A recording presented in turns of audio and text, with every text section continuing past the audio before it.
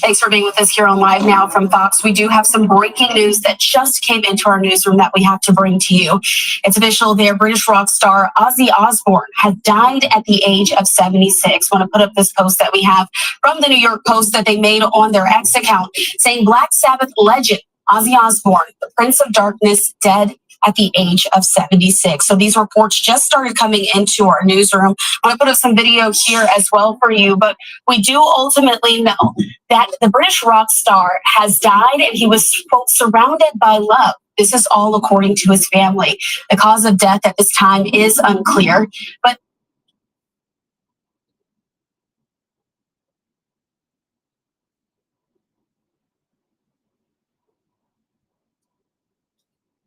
imagine you need a car, so you buy one from my dealership, Rossman Auto. It works great for the first 13 months, but 14 months into it, you notice it's starting to get a little warm in the car. You look in the console and there's an error message saying, warning, Rossman Auto 1 has gone bankrupt. For your air conditioner and radio to work again, please pay $100 a month to Rossman Auto 2.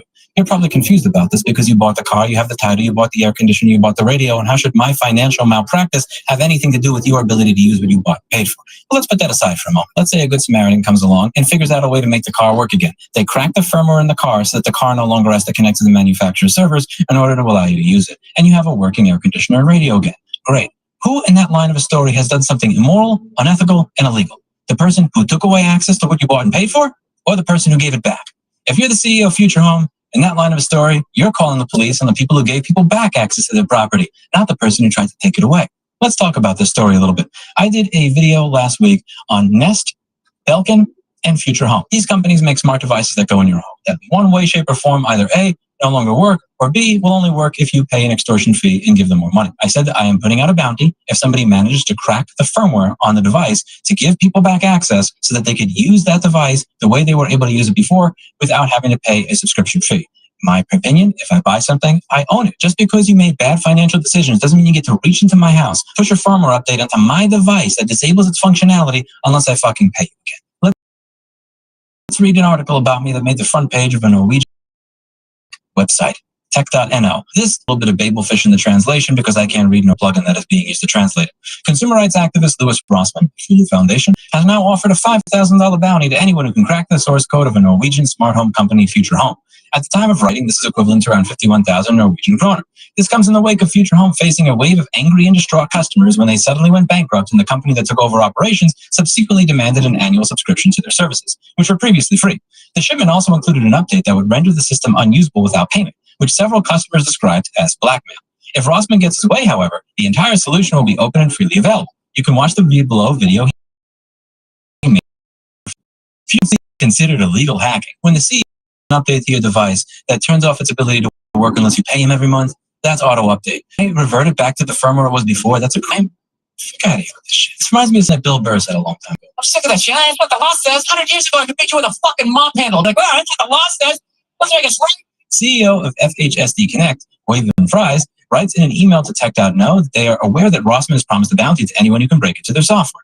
It is regrettable that we now have to spend time and resources strengthening the security of a popular service rather than further developing functionality for the benefit of our customers, says Fries. This is the Darvo shit. You're the victim, not the people that you sold a product, pushed a firmware update to that makes it not work anymore. You're the victim, you poor little fucking CEO. He says they're reliable and user-friendly services. The customer is the former Future Home in focus.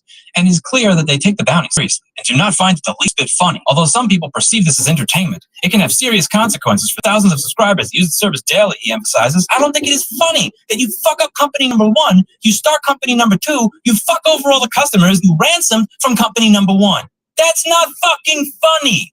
That's illegal. And if it ain't illegal, it fucking should be. Unauthorized access to source code is considered illegal hacking and punishable under Norwegian law. If someone were to actually trigger the bounty and the source code would be breached, well, in that case, any violations of the law for police who have experience with these types of issues. I am not a lawyer. By the way, never say that acronym. Say it out loud. Type it. It's not in a bunch of extra keys. Just trust me on this one. Never use I am not a lawyer as an acronym. If you get clowned, you deserve it. In my opinion, the person who gives back access to it before is the good guy. The person who took it away so they can make more money is the bad guy. Any violations of the law for the police who have experience with these types of issues. Severance also refers to Section 204 of the Criminal Code, which covers actions where someone, by breaching a protection or by other unauthorized means, gains access to a computer system or part of it. Future home systems are in over 30,000 homes. Quick poll. How many of the 30,000 people that have this installed in their house consented and authorized a firmware update being installed that would lock you out of it unless you paid the CEO $117 a year? Did you agree to that? Were you okay with that? Because if that was unauthorized, I'm pretty fucking sure he committed a crime, not the person that gives you back access to it. So the person that reverts the firmware back to the way it was before so you can continue using your device is a criminal. The person who tried to ransom you out of what you bought and paid for after bankrupting his old company and starting a new one is the angel. That's the good guy. He's the victim. This is why they fucking hate Darvo people. Because they can say this with a straight face. It's not that they're lying to you. They believe in their heart and their soul that they're the good guy. The first comment is my favorite. This is not illegal. 1, this has nothing to do with source code. It's called clean room reverse engineering. 2, Section 204 of the Criminal Code does not deal with reverse engineering or intellectual property rights at all. Have we already forgotten that John Johannesson cracked the DCSS encryption on DVDs? It wasn't punishable. The Copyright Act even has an exemption that contains specific provisions that allow reverse engineering of computer programs to achieve interoperability between different software systems. Here we are basically talking about the company actively stepping in and adding a subscription service to something that wasn't there. The people who bought this have in practice had their product changed after they bought it. I don't like this business model because I find it to be underhanded and sneaky. And it's been a business model that's been around for over 13 or 15 years. Back in the day, it would only damage investors. You offer a product or a service below what it costs you to offer. So let's say there's a repair service that everybody charges $500 for. It costs me $400 to provide. And instead of charging $450 or $400 for it to try and compete, let's say I charge $200 or $100. Because I'm offering the repair service for $100 or $200 below cost, I'm going to get tons of customers. I'm going to maybe have 30,000 people flock over to me and utilize my repair service. If I go bankrupt as a result of that, that's on the investors and that's on me. But it shouldn't be on the customer. I should not be hiding something in every fucking MacBook I fix, like some sort of kill switch that I can just press a button on, so that if I go bankrupt, this cash flow that just shows up from all these people that I've extorted and ransomed. I don't know how it is in Norway. I'm not a lawyer and I don't live there. But in the United States of America, we have laws like Section 1201 of the Digital Millennium Copyright Act. This law has been around for almost 30 years now. And this section of this law says that it is illegal to break a digital lock, even on a product that you own, and show other people how to do it. This law is becoming more and more relevant with each passing day because every single day there's a new company that's utilizing a digital lock to take away your rights of ownership. These are laws that I want to inform you on a regular basis. These are also laws that we're going to have to push back against and challenge and talk about on this channel and as a society in general. We bought and paid for. Video game consoles established consistent record that those TPMs are in place to protect security of the devices, privacy of users. These laws are on the books for your benefit. Trust me, we've seen everybody from Mazda to Haier at this point utilize these laws to try and intimidate developers whenever they try and give people back access to what they bought and paid for. And I think that's wrong. You let me know what you think in the comments down below. I'm going to keep moving forward full steam ahead. If the CEO of Future Home would like to give people back access to what they bought, or doesn't like what I'm doing, he can go fuck himself. I don't people like you. I'm not intimidated by companies like you. Nor will we ever. Understand? See you in the next video.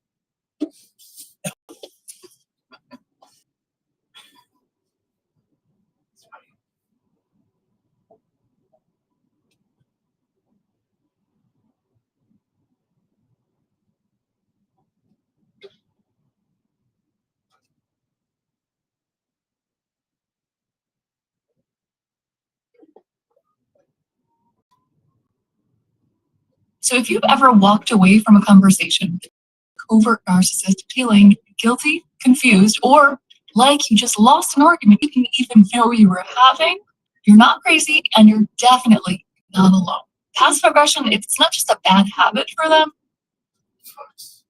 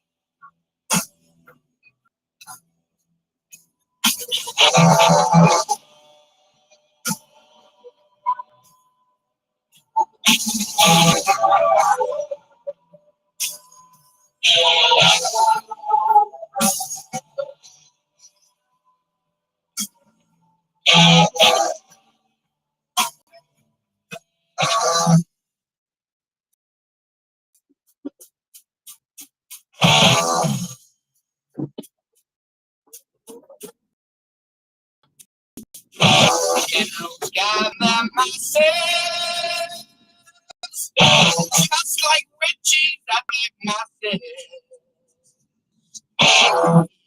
Mind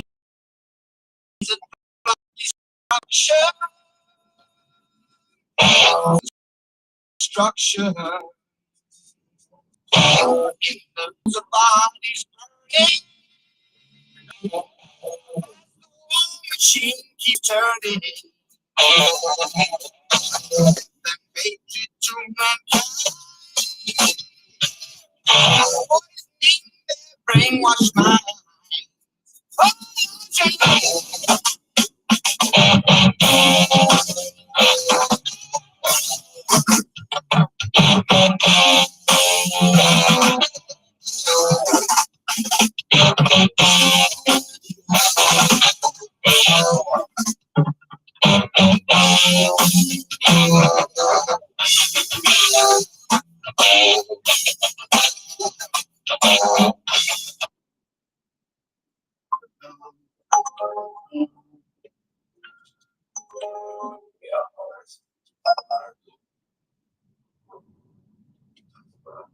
No way.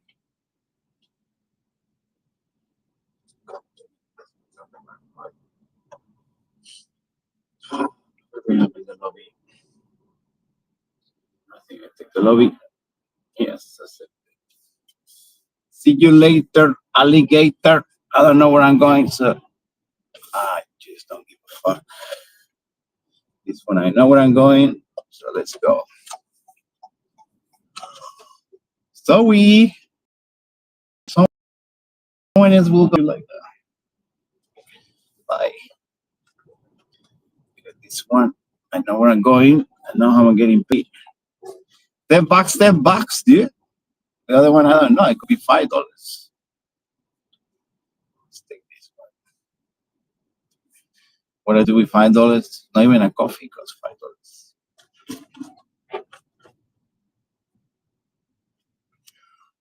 $5. Do anyone check this? Because I don't think it's fair. $5.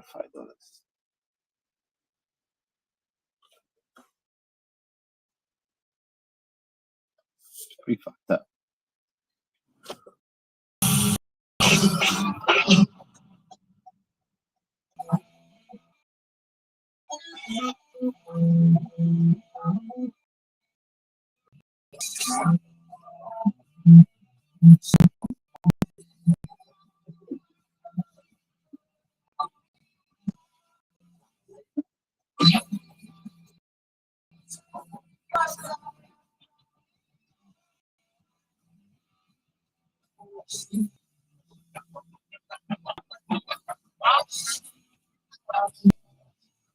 Oh, okay.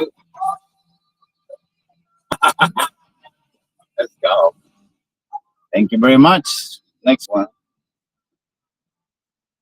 George Street. Okay, I trust this one.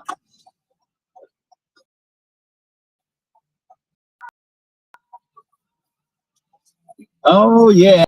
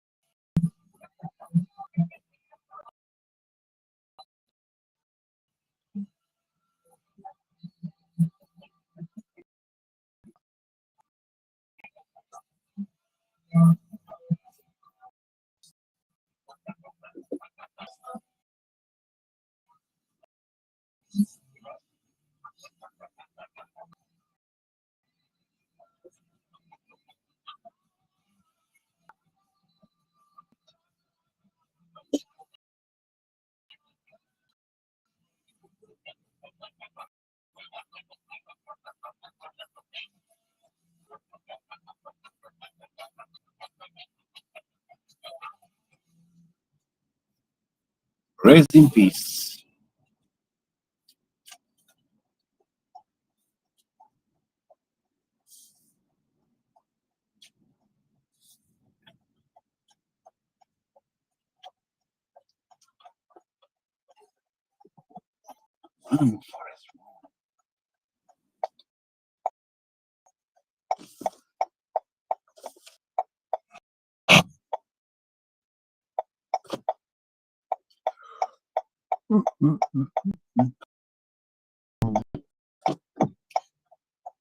Have you ever felt like the more you think, the more isolated you become? Listen, it's not just in your head. Society is only thinkers, not because they are wrong, but because they see what others don't want to. History proves it. From Socrates to Nietzsche, from Galileo to Tesla, their minds have been ridiculed, silenced, or ignored, not because they lacked intelligence, but because they made people uncomfortable. Schopenhauer, one of the most brutally honest philosophers, believed that intelligence itself was a curse, one that isolates those who see the world too clearly. But why does this happen? We resist those who think differently. The answer lies deep within human psychology. Think about this. When you stand next to someone who is physically strong, you don't necessarily, you admire their strength. When you meet someone who is rich, you might envy them, but you don't feel personally attacked. But when you encounter someone who is intellectually superior, psychologists call this the mirror effect. A deep ideas. They reflect back the limitations of those around them. And people don't forgive that easily. The mere presence of someone who thinks deeply can make others feel inadequate, even if the deep thinker says nothing at all. But why does this happen? Why does intelligence, more than any other kind of superiority, provoke such discomfort? To understand this, let's consider how our minds process different forms of superiority. When someone is physically stronger, we might see them as a leader or protector. When someone is wealthier, we might admire their success or aspire to achieve something similar. These qualities, strength, wealth, beauty, are external. We recognize them, but they don't necessarily challenge our core self-perception. However, intelligence operates differently. Unlike physical strength or material wealth, intelligence is deeply tied to identity. We define ourselves by our thoughts, our beliefs, our understanding of the world. When we meet someone who thinks on a deeper level, it's what we take for granted, it can feel a direct attack on our sense of self. Instead of admiring intelligence, many people subconsciously resist it. Not because the deep thinker is arrogant or dismissive, their very presence forces others to confront their own limitations. This is why, throughout history, deep thinkers have been pushed to the edges of society. Their insights don't just challenge ideas, they challenge egos. And human beings by nature will do almost anything to protect their ego from discomfort. Take a moment to reflect on your own experiences.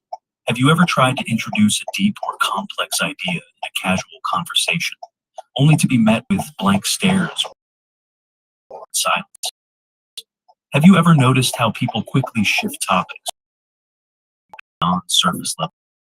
This is not just coincidence. It's when people are deep thinker, their mind goes into instead of they resist. Instead of engaging, they dismiss. This is why intellectuals, philosophers often find themselves isolated, not because they want to be alone, but because society pushes them away. Interestingly, studies show that confidence is often valued more than intelligence in social settings. This is why charismatic and simplistic thinkers gain more influence than deep thinkers who speak with nuance.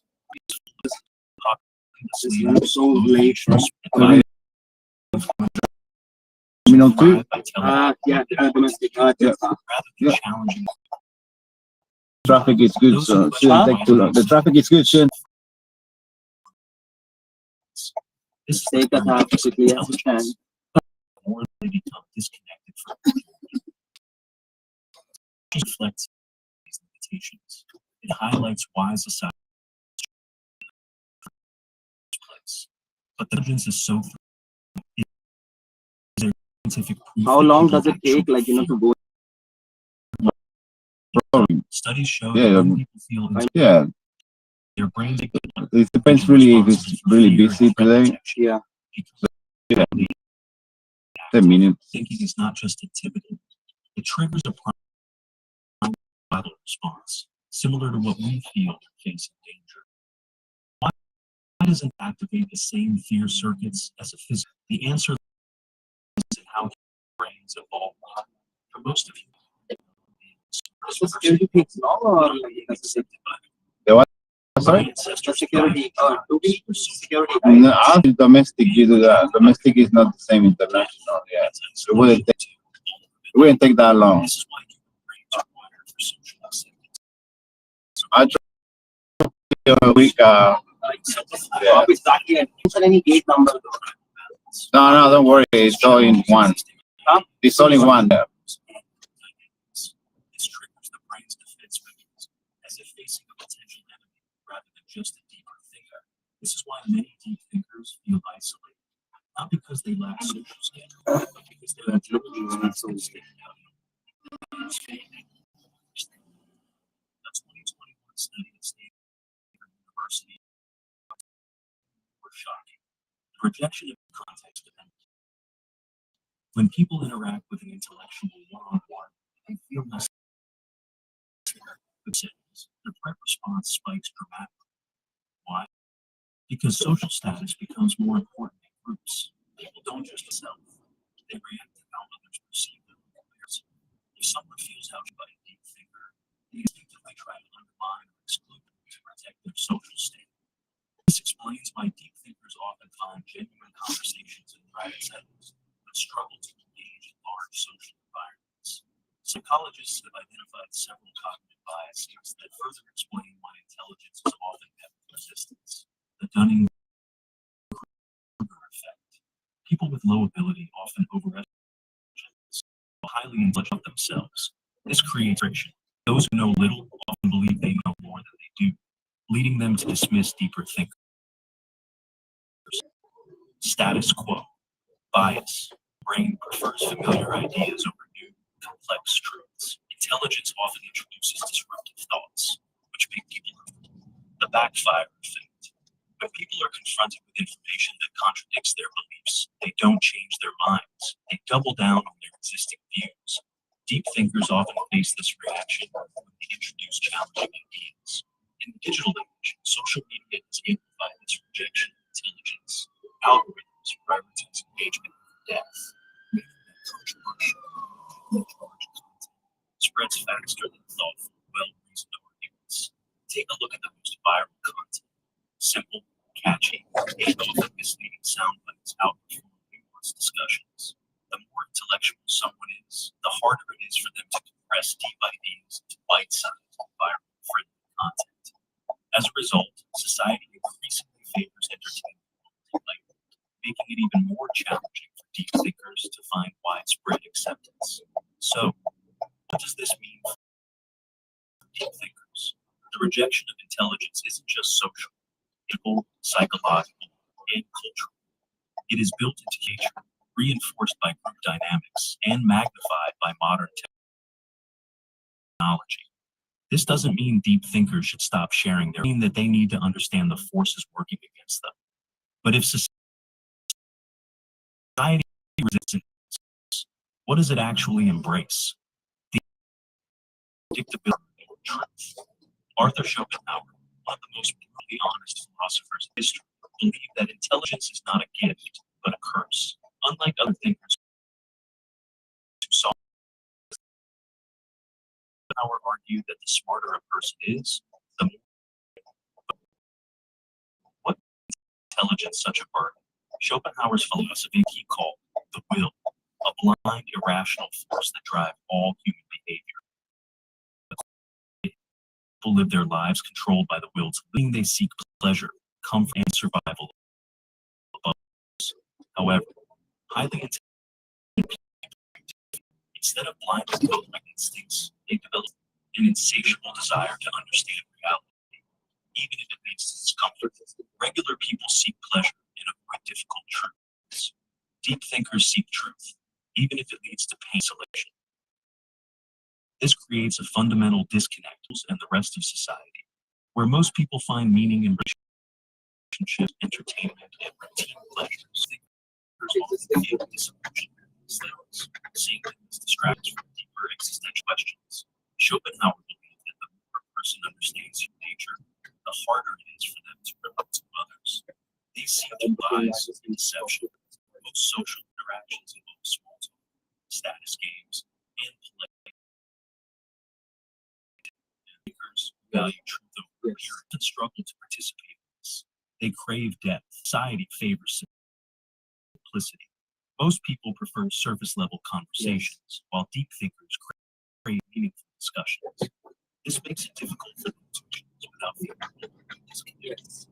They recognize the futility of human desires. Schopenhauer saw desire, ambition, and illusions. He believed that most people chase money, power, and relationships. Deep thinkers often question the very purpose of these pursuits. This makes them appear distant or different to what excites them. This is why intelligent people often feel misunderstood, alienated, or even resented. Their mere presence forces others to confront uncomfortable truths about themselves, and most people would rather avoid them. Schopenhauer compared intelligence to a heightened sense of awareness, a blessing that feels more like a curse. He wrote, a high degree of intelligence tends to make a man unsocial. His reasoning is simple. The more you understand, the less you can do. The more aware you are of one's flaws, the harder it is to find happiness. The more you think deeply, the lower you grow. For Schopenhauer, happiness and intelligence were inversely related. He believed that ignorance, not wisdom, was the true key to happiness. This is why deep thinkers throughout history, Nietzsche, Pascal, Kafka, have often struggled with depression, existential crises, and social isolation. Schopenhauer did not just diagnose the problem, he also offered solutions.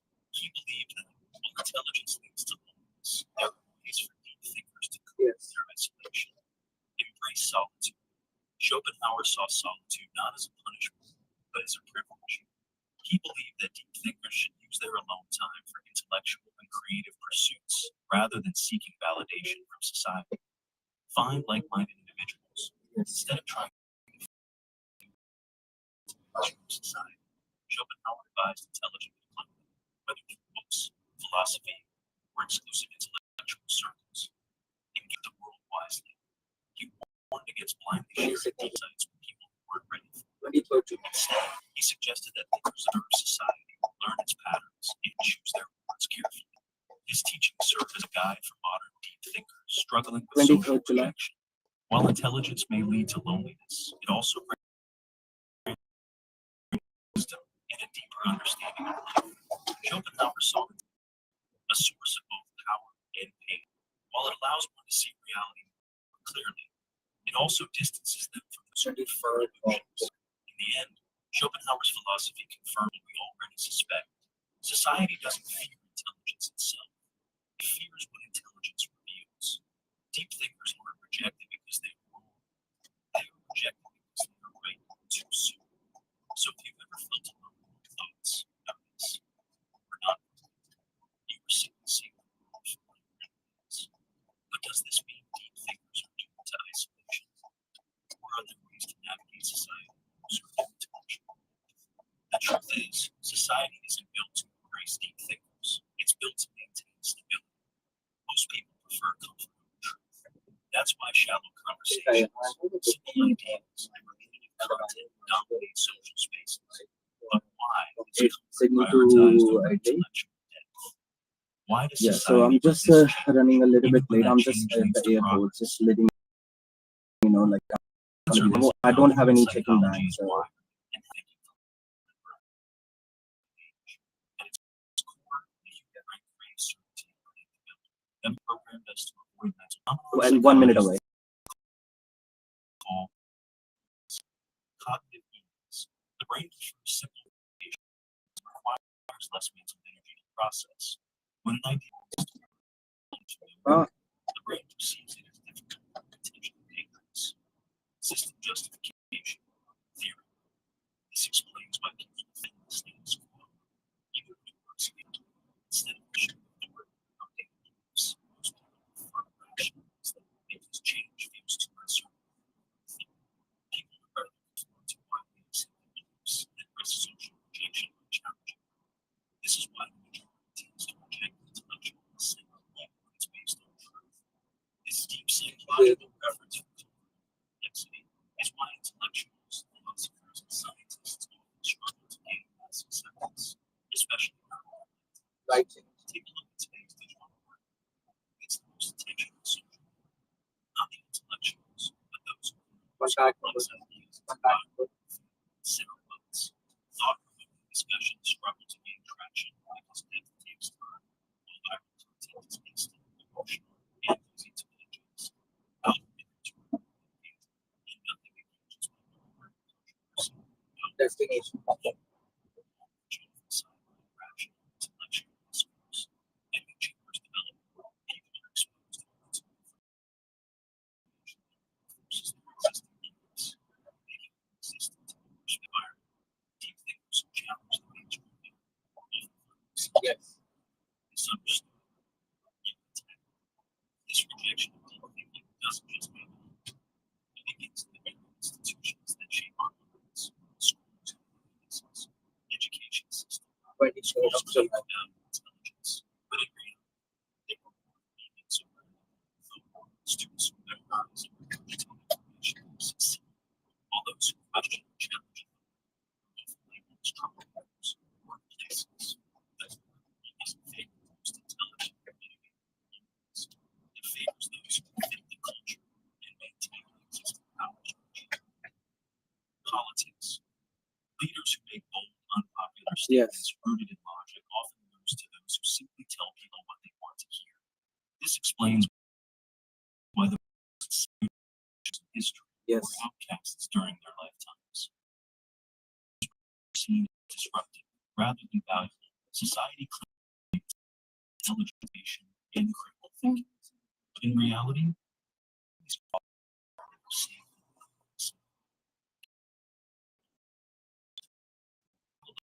Reason for his discoveries, but today we may go down in poverty, yet his paintings are worth millions. Yes. Revolutionized energy, but lived. Does not embrace intelligence when it challenges them. Once it's no longer correct. So, if deep thinkers struggle to be able to look in the mirror, if you have ever failed for thinking 19th of July. throughout history, some of the most brilliant minds were not celebrated during their lifetimes. They were ridiculed, persecuted. Their ideas were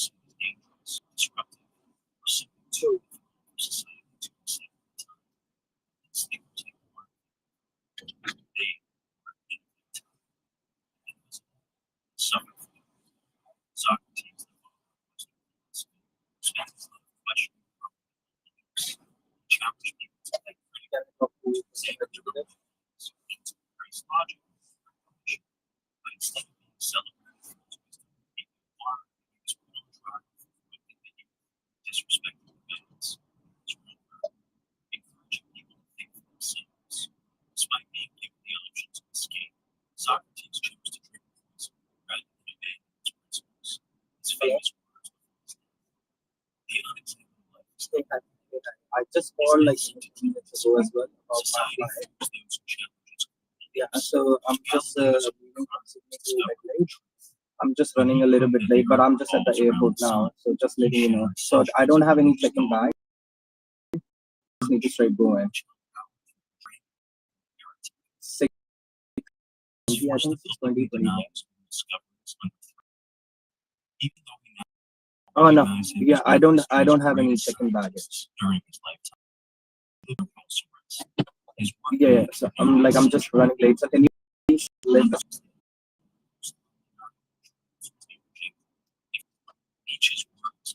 can you please just yeah.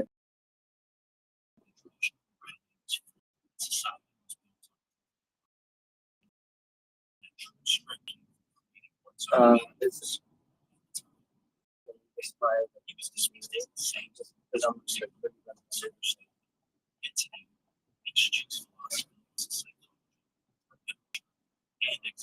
So there is so I mean as soon as I yeah. Uh,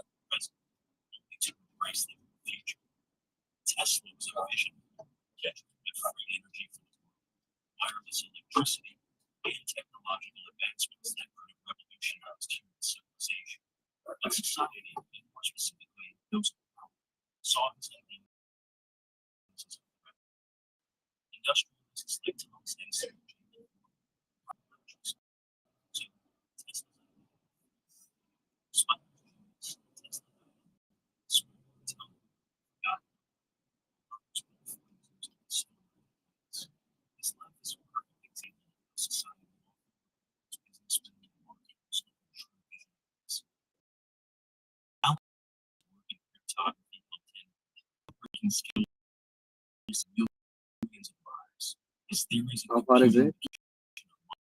You know what? It's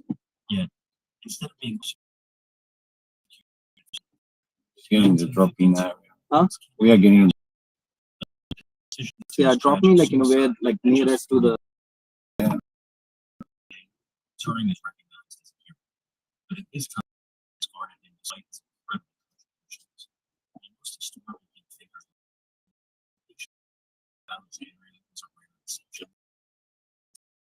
so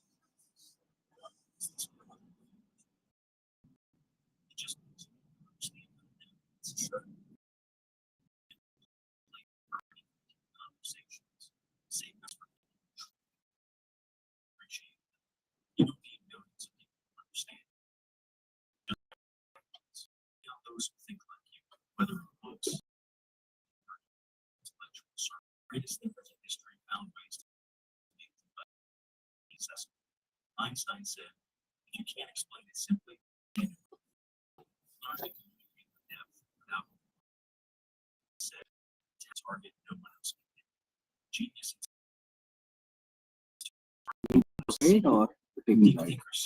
just right. That is all drop.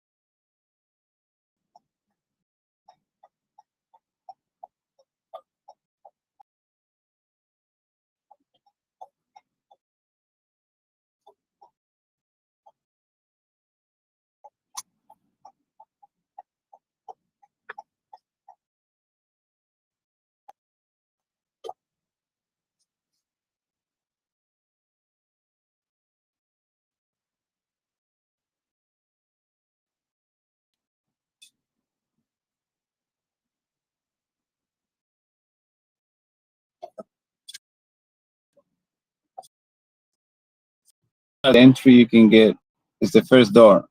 First door. Yeah, because it'll be waiting more in line than if you walk. It's be quicker. Yeah.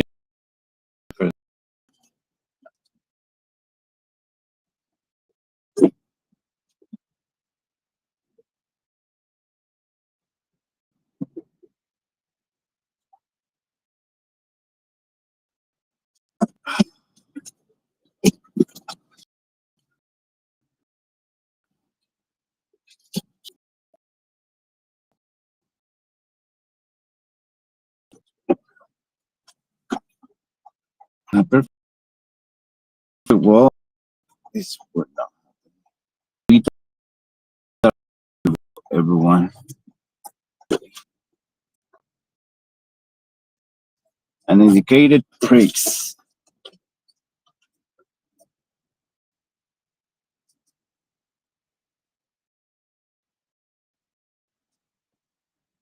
Is it worth it for $10? No, worth it for $10. I do it for the culture. What's the bidding thing? Dude, people used to do that thing like a fucking retard. Yes, I'm retarded for doing this shit, but I prove my point somehow. Society is retarded.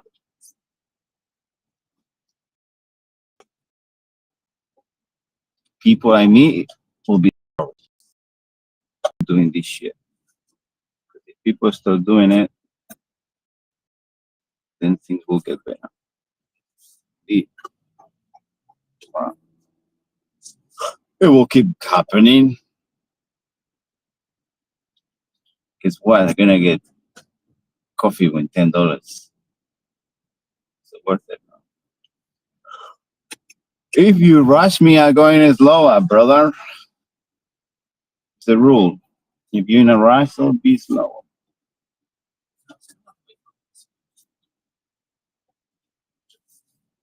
Vísteme despacio que tengo prisa.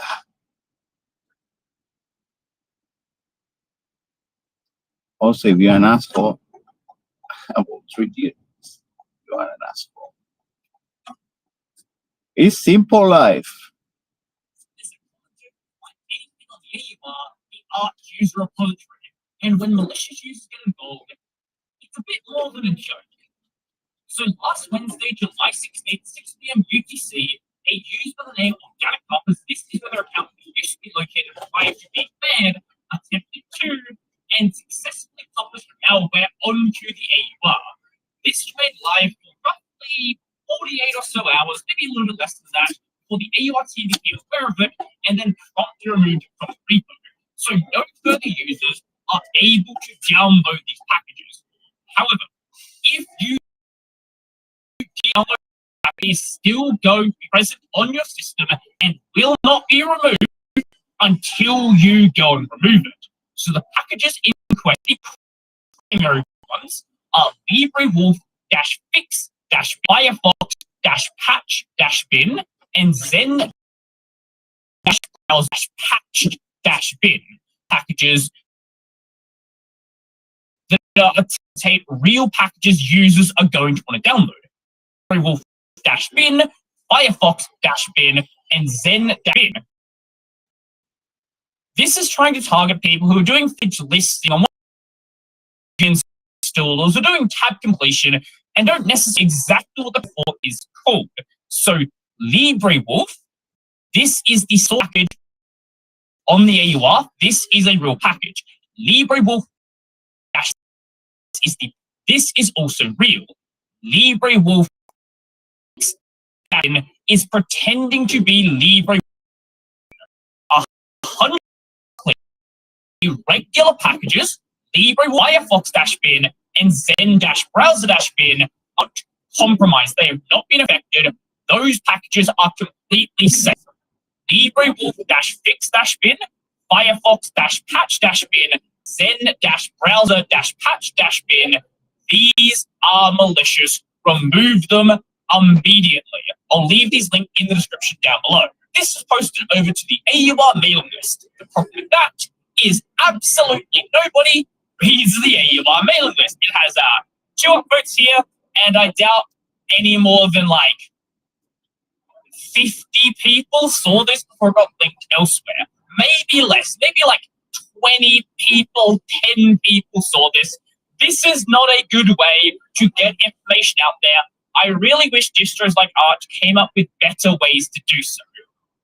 Now, thankfully there is the Arch Linux community Discord, and this did get posted over there as well. Along with this, there are 3 further packages which were suspected to be malware and have also been removed. Minecraft-cracked, which it's pretty obvious who that is targeting. It is targeting is a real Minecraft package. Minecraft-launcher. TTF fonts-all. This is the package including all of the Microsoft fonts. There is a package for this. TTF-ms-fonts. But by putting the -all on the end, it makes it seem like there's something wrong with the other package, like it's a subset of the fonts and you want to install the all one instead. Don't do that. It is malware. And also, desktop-bin-patch. Desktop is a Discord client, and again, it's trying to target people trying to get the desktop-bin package. So again, the malicious packages are Minecraft-cracked, TTF-ms-fonts-all, and desktop-bin-patch. Also linked in the description down below. Now look, I'm just going to be completely honest. Credit where credit's due. These package choices and this package naming, honestly, is really good. The package naming, phenomenal, right? Like, let's say you're downloading one of these browsers. You see a version that says it's fixed or patched or something like that. It's going to sound like it's more secure. It's going to sound like something you want to download. And if you're getting your browser from the AUR, like, logically it would make sense to go to that one. Minecraft. Honestly, a great choice because it's targeting people, firstly, who are younger, and also it's saying it's cracked. It's saying you don't have to pay to play Minecraft. It's targeting people who want that package. Then you have things like the fonts, right? Saying that you have all the fonts implies the regular one doesn't. People who don't know what they're trying to get, that's the one they're going to go to. And then, like with Minecraft, desktop, targeting gamers, a lot of younger people, and also desktop, it's, a very popular Discord client. It's something a lot of people are trying to download, so people who don't know exactly which package to go to, it's easy to trick them into down one. Now, I was going to show you an archive of the zen-browser-patch-bin page. There was an archive yesterday. I don't know what happened to it. It's still showing it is being archived. I don't know if the Wayback Machine's playing up. I don't know if the archive got pulled for some reason. I have no idea. All I know is it's gone now. But luckily, I have some notes written down about what was shown on the page. First, the description had some very interesting inclusions. Patched critical stability, rendering issues, and memory leak in the tab manager when handling long-lived background tabs. I don't know why the other packages didn't share a similar trend here, but it's a very nice addition for someone who does like a little bit of digging, but not enough to really sort of understand what the package is. They just slightly look like, secure, therefore it must be. So when it came out, there was a comment from a single user. He kept 58184. They were saying, oh, this is under the registration date.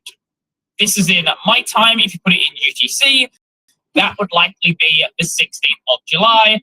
That was the day they made their comment. That was the day the package was uploaded. Now, does this mean for a fact this is a burner account of the person who made the package? It's not guaranteed.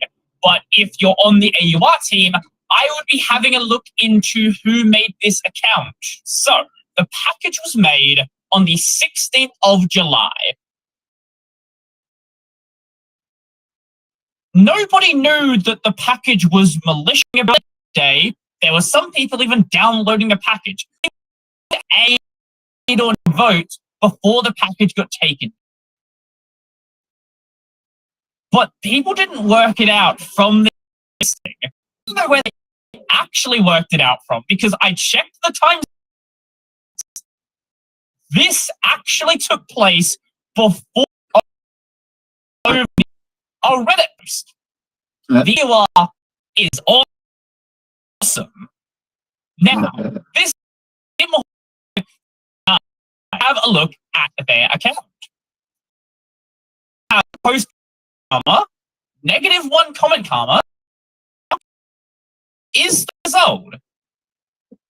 But these are the comments that has on it, and then one from 3 years ago. So I don't know if the account, I don't know if this is a compromised account, but I think it's pretty fair to say that it's a high possibility all three of these accounts are the same person. Danik Pappas, he kept 58184, and Tim Horgan 69. Also, there was a Danik Pappas over on GitHub, which is where the packages were being stored, and that account also has been taken down. So after this post here was made, which is the one that most commented on, there was also a post made with the exact same title. Is to promote your package. I think the worst place to do it is the Arch Linux sub, because apparently realized thing was weird, and immediately I went 2 days, nobody realizing anything was up. Nothing was wrong. People were downloading it, everything was going. And I guess he flew done and thought, oh, nobody realized this malware after 2 days, so I can just post about it and no one's going to work it out. Someone decided to chuck it into VirusTotal and got basically the expected response. Now, nothing you put into VirusTotal is going to have 100% coverage. This is just the way it goes. 32 vendors marking it as malicious, though? That's not a false positive. That is almost half of them thinking that something is really, really bad here. Most of them indicating some sort of rat, something like that. The popular threat label is a chaos rat. Basically, this is an open source implementation of a rat, a remote access Trojan. Basically, software that gives you third access to a system to do whatever you want to it. Whether that be install further malware, it's your system now. I can't just give credit to a single person, but big shout out to every single person who got involved with this package, who started testing things, checking where the files were stored, what was going on, realizing that something probably off here. Why is there a new package for a browser going on? Is that popularity actually real? What is the problem here? Why does this exist? And hey, everything.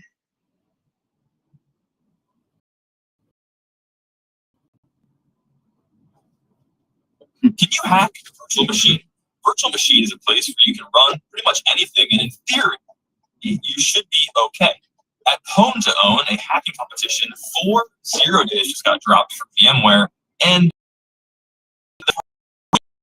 nuts. Also, yes, my lighting is new. I'm trying agriculture purple, I guess. If you like that, say nice things in the comments. Okay, anyway, the initiative and organization that's trying to basically make 0 days go away runs a contest called Home to Own, where every year they announce different targets, right? Hey, this year we're going to target Chrome, Windows, and Hyper-V, right? And people will go out and try to find bugs in those software. And then if they find vulnerabilities and things that they can actually exploit that software with, they can register and go and show off their exploits. And they get paid. The total payout for one of the Pwn to owns was $1 million, just over $1 million, with a single research company getting in there for $20,000. Pretty lucrative.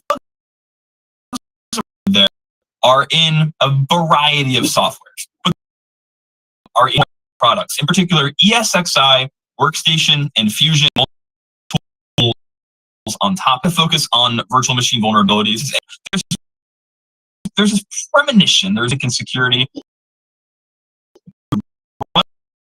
In a virtual machine, it's safe. And while that's what a virtual machine actually is and how these exploits work, our virtual machines are safe, but they're not perfect. So this is your computer. It's a red square. And that's the end of the video. Nice, thanks for watching. No, so this is your computer.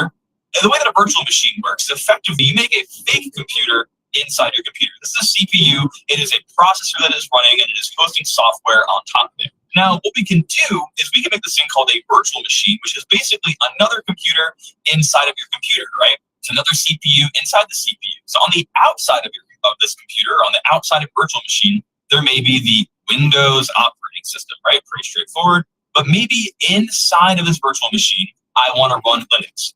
This is virtualization. It's this entire field of technology that allows me to run some software in a less privileged state using sandbox technologies in the CPU on top of other software. The software that allows you to, there are multiple kinds of hypervisors. But basically, when you have it turned on, you are running the Windows operating system, right? The window inside. You run other programs, pretty straightforward. Well, one of those programs can be this thing called a hypervisor, which is the software that allows a computer to exist inside of your real computer. One of the hypervisors is known as VMware Fusion, right? Now, this is there's another type of hypervisor called a one hypervisor, which basically runs right on top of bare metal. So instead of there being Windows, ESXi. But basically, we are able to use these to make fake OSs live inside of a real OS. This gives that it is living in a real environment to make sure nothing sketchy happens. Also, software that's can't get out, supposedly. Enter these. Okay. The way that this works is vulnerabilities. People sure of how they work, it's not that complicated. Any code can have vulnerabilities. So as three critical CVEs and one not so critical CVE and information exposure in the code that runs out of VMware. One of them in the VMXNet3 network adapter, one of them in the VMCI, the VM communication interface, basically for VMs to talk to the hypervisor, and then a heap virtualized SCSI, like the hard drive software of the hypervisor. Now, how does this work, right? Why do these pieces of software exist? How does this work from an attacker's perspective? At the end of the day, a hypervisor is just software. What does software do? It allows human beings or other software to interact with hardware. Ultimately, every piece of software that you touch is just an interface to an interface to an interface to turn a pixel on a screen or to make an RF wave go over the air. Right? All of it just makes hardware happen. And for a hypervisor, that is the exact same thing. These hypervisors have these things that allow virtual machine to real hardware, but it is actually just virtualized hardware. The first one we saw is the VMXNet, right? If you are in a VM, ultimately, you will need to be a piece of code that takes your and pushes it VM into the host OS and eventually down to the hardware. Now, VI is this interface in VMware that basically allows the hypervisor to alert the VM of different pieces of data, right? It's like, hey, a device, if you do like a USB pass-through, there has to be some way to inform that that's happening. And the VM CI, the VM communication interface, but now the hypervisor can send the VM messages, and obviously they can send the hypervisor messages. And again, because the hypervisor, if there are vulnerabilities in that code, that can be exploited by the VM. This one is underflow. An integer underflow is a really interesting thing in computing, where a number that is set to 0. It is an unsigned integer, which means that it cannot carry value. It can't carry negative values, and it's already 0. If you hit that doesn't check for it to be 0, then you have to be a packet, and if it is 0, and we have data, now the length, what happens? Underflows, which means that it actually wraps around to the top value that a number represents. So an int in this architecture is a 32-bit integer. So by subtracting from 0, actually made it is the biggest value that it can be. Here, and again, the POCs for this are not public yet. What I'm assuming is that index value was used to index into an array. By subtracting 1 from that value when it was 0 somewhere, you wrapped around to the top end of that value. This may have been able to be used to turn into an arbitrary write vulnerability. You can use that index to now write outside of the bounds of your array. If, for example, we took this I value and now said array of I, this is going to index outside of the array, and I can use this to put malicious values. Now, because of the nature of how these interfaces work, most of the time, the network adapters are actually ran as drivers, which means they run not only in the host OS, they run in the kernel of the host OS, which means that a vulnerability here allows the user to put arbitrary data inside the kernel of the host. So you are not only going from a VM to the host machine, you're going from a VM to the host kernel. Crazy, scary vulnerabilities. Integer overflow, we have this variable I. Maybe I is the length of a packet. Obviously, you wouldn't call it I in that scenario, but just bear with me. Okay. Now, what happens if we set I to the maximum value that an unsigned integer can contain? This, by default, is a 32-bit value. So the max number that it can be contained there is this value here, 4294. I'm not going to read it, but that value. If we were to increment I, we would overflow the integer. But what happens there? It's actually pretty interesting. What happens is the value overflows to 0. So what if this logic here is being used to handle the length of the packet received on the VMCI interface? It has some already large value full length. It adds maybe a header length, overflows, and then they check to see, is the length bigger value? Because it's overflowed to 0 at this point, that check would pass. Again, we don't have the vulnerabilities actually written out, but this is generally how these kinds of bugs are seen in the wild. And then finally, the paravirtualized SCSI heap overflow vulnerability. So SCSI is this pretty old point interface for dealing with hard drives. There's SATA and there's SCSI. Look at your dev SD blank devices and Linux are devices registered with the kernel that handles that hard drive, right? And so back to our original, if we have to do something with hardware, there is likely an interface that touches it. Right? So if I were root in this, I'm in a privileged context. If I want to change some property about this hard drive, there are a variety of admin commands that I can run on that hard drive that will inform the hypervisor and the host kernel to do something with that device. If I want to maybe change the size of the partition in the device, etc. If any of these things, again, because all this stuff in the hypervisor is just code, as a vulnerability, we can exploit that heap overflow. Heap overflow is what it sounds like, right? Basically, you have this heap allocated buffer. You have some length associated with that buffer. So the buffer from the heap is only 32 bytes. If for some reason you fail to associate the data that you copy in with the length of that buffer, you do a copy or a memset that's bigger than 32, an attacker can put more data in that buffer and ultimately cause the data of the heap to get corrupted. Now, the way you can exploit this is by this thing called metadata corruption, right? The glibc heap, the heap that's used in the libc allocator, the ptmalloc allocator, has a lot of protections that make it very hard to do this, but not impossible. So, for example, if an attacker were able to overflow on this line here and put arbitrary in the heap, what they could do is say that adds it of known freed chunks called the free list, but then when they validate again, they get a different pointer back. So the world of allocator corruption is a whole other world for a whole. They're putting special data that is overflowed in the heap. They can return arbitrary to corrupt the system and gain arbitrary codification. Very. Oh wait, I almost forgot. Hold on. All right. Would Rust have fixed this? The question, does it make software safer? Yeah, guys. I mean, these are pretty software that a memory safe language like Rust would have fixed. For I guess VMware, some caveats though. So Rust by default will in debug mode catch an integer underflow or overflow. For example, here we have this very x, its value 0. It can reduce on it that just subtracts 1 from underflow. If there's an underflow there, you'll see that in normal mode, so cargo run by default, this will run the binary in debug mode and panic because of that. This binaries overflow does not get caught. Now, all the release versions of binaries written in Rust would have not found these have detected and prevented against the likely array index out of bounds. Right, the whole point of a memory safe language that you can't do like array of 50,000 if 50,000 elements are not.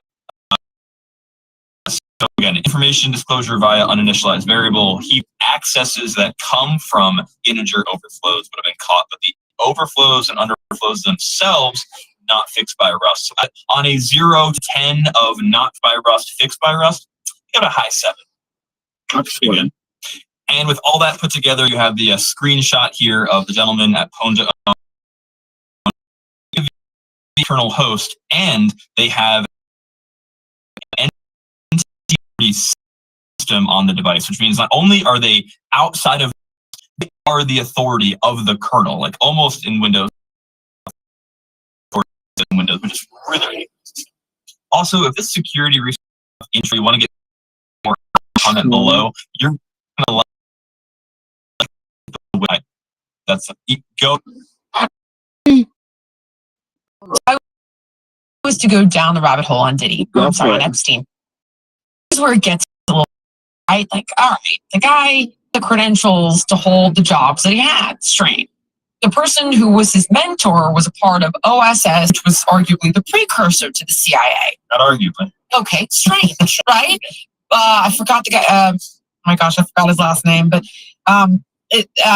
strange. Okay, nobody knows where the money came from the fund. Strange. Oh, right. Like, all right, now he committed these crimes and he was allowed to leave jail. What did they do? He was convicted and he was allowed to leave. It's like day furloughs. Strange. After knowing he was guilty of this stuff, the most powerful people in the world still coalesced around him. Pam Bondi just admitted there are 10,000 tapes. And he got caught on camera and then had to do something from her, like, I don't know, drive with some weird press conference. Like, yeah, there are 1,000 tapes with kids. Who's on them? The next series, all right, Ghislaine Maxwell's a strange connection to Mossad. And long story short, people think he's an asset. Yeah. And that he's capturing leverage on some of the most powerful people in the world to use as a lever for the desired outcome you're talking about. But no president put that operation into place if it, in fact, is real. U.S. You haven't thought about him being a foreign asset. So this is how the game of intelligence works. You want well-placed people who can get you access to other well-placed people. Imagine if he was an asset for Israel, and then no matter what problems he ran into, had the kind of leverage over the United States to get him out of whatever that trouble. Israel wanted intel asset. But what the United States wanted was justice. But do they care more about justice of one person, or do they care more about the relationship between them. Just when it comes to national security, calculation changes. You're trying to protect the nation, and sometimes you bring individual to protect the nation. And when you pick up the X case specifically, all those strange elements talked about start to see very much like what intelligence looks like. But then you land on it. Why would any U.S. president make that happen? Maybe it wasn't. Okay. So the CIA isn't just going. Essentially. If they did, Kennedy didn't direct them to kill Kennedy then. Conspiracy? Or how could somebody have infiltrated the CIA and be like, kill that guy? Yeah. So there's the Kennedy example. There's two overlapping issues here. Pre 9/11, CIA was a very different animal. Prior to 2001, CIA operated with very little oversight, very little approval. It was essentially just like the brother of the president. There was no director of national intelligence. There wasn't FBI, or NSA, or CIA. They were just go and do your thing, and you know, Operation Midnight Climax, MK Ultra, all these crazy ass things that involved American citizens. They just went and did it. They were told to by the president. But then we dropped the ball on 9/11, and we dropped it in a very public way. And the 9/11 Commission that came out in 2003 identified supervising CIA. And oh, by the way, supervising all these other assholes too, NSA, DIA, NGA, etc. So then who supervised the supervisor? The 9/11 Commission was the development of the Director of National Intelligence, DNI, whose job it is to coordinate all the intelligence services. That's Chelsea now. Correct. Got it. So We all know, you know, I know, we have a all completely know. different CIA. Now you know, you better not know because you know. Kennedy was a they long know, time ago. You know, how, you know what I'm saying? How did that wild Rottweiler of a CIA handle Kennedy? It could have been any number of ways. The president was Kennedy. Were they trying to do what Kennedy did? There's some element of them that disagreed with the president, because we saw that happen in 2016. Yes. And is that really a rogue control? Yeah. Exactly. So I want to segue. We're talking about The second is 9/11, right? And national security. And I have been told broadly that, listen, you don't want to see 9/11 happen again. But then you sacrifice some of your freedoms. You don't get, I genuinely think that's probably true.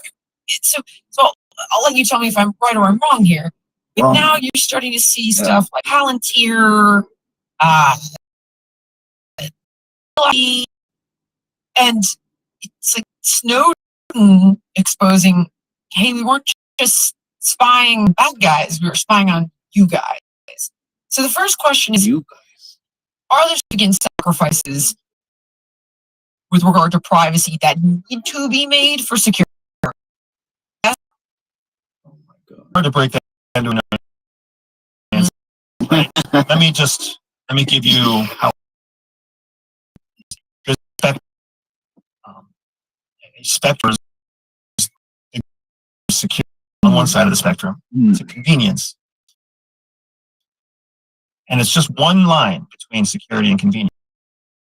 When you stand on that, the closer you get to convenience from security, and the closer you get to security, you get from convenience. That's the So rule. every individual on that spectrum, but we're all on the same spectrum. So if you take us as a whole, do we be a nation, or do we want to be a secure nation? We're gonna have to become secure, and part of those comes, but the variance is absolutely part of that convenience. So if you want a country that is not easily accessed by foreign radicals, then you need to have some sort of surveillance capable of tracking those foreign radicals inside the United States. And that's what Snowden actually reported on. Actually, The collection of metadata. Can you define metadata, please? So metadata is explain to me like I was like 6 the years old. secondary and tertiary data, the technical data. Like or just metadata. Metadata is like it's the ancillary information that piggybacks with your phone number. Phone number is not metadata. It's not. I thought it'd be like our conversation. Our conversation is not metadata. Even the encrypted channel that you and I are using to talk is not metadata. The metadata is a signal was sent on this day. That signal was sent using this platform. That signal connected to another device that was of this type of genre. Metadata is all that intelligence services need to be able to connect suspicious people. Right? Because now, if I always call you at 2:00 on every Thursday, and it's always the same hours or whatever the hell. Correct. Same device, whatever the signal, hell. or whatever.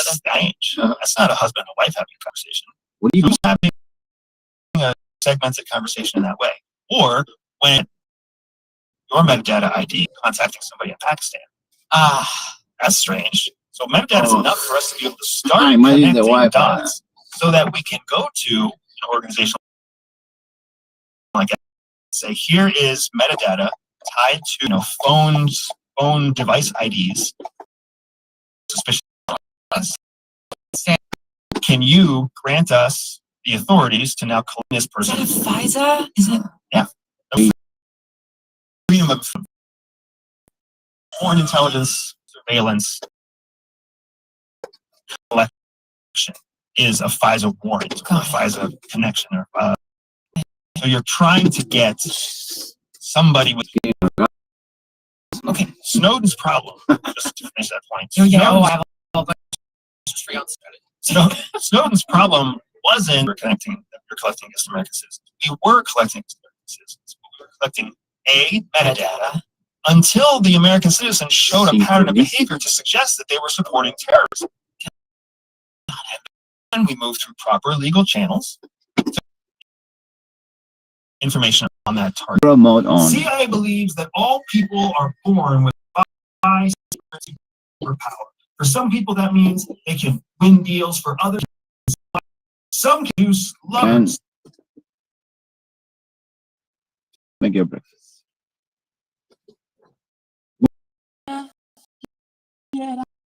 Very well, thank you.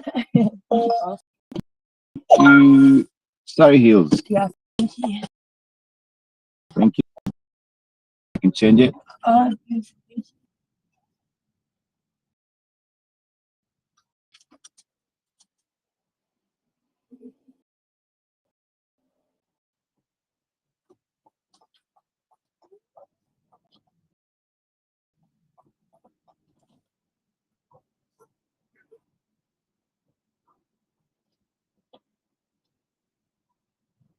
Good morning, how are you? Even better after last night. Thank you so much.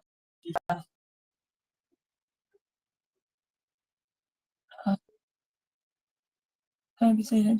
Just that more that I might have to I got a text from him at 1:15 a.m. It's really bad. Like he's just had some really bad news. He's gonna call him and I'm 10 minutes right now. Answer the phone to him, phone him what's like with whirlwind. Yeah, just a heads up that if I took the phone out, it's not.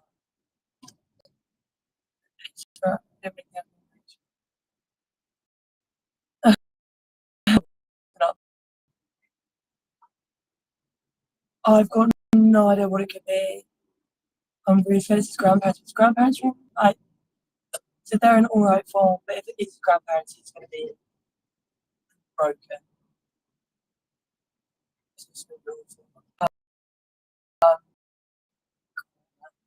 Then, if you ever had bad news from back home, my parents would wait till the hours were right.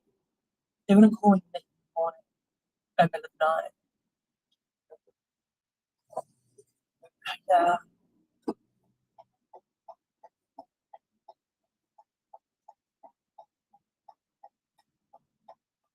Very bad. I'll be shocked that's what parents did.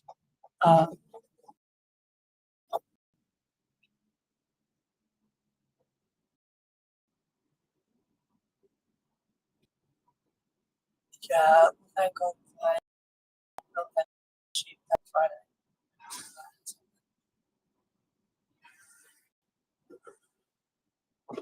Yeah. All right. Oh, yeah. Back soon. All right. Bye bye.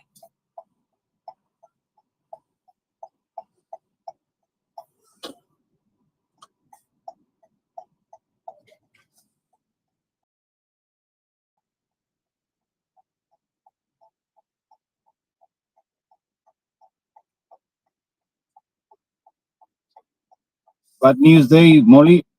Pardon? Bad news day. Bad news day. Yeah. My boy, my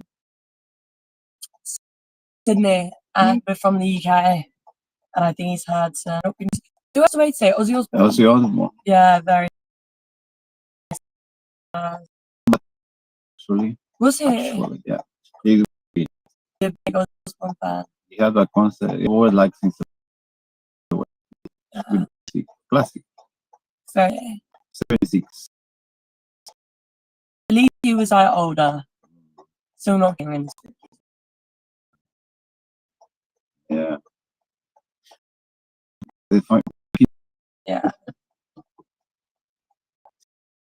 well, it's not really bad news. Yes. Yeah. His parents are awful, so I'll be shocked if they called him in the middle of the night to have him. Yeah.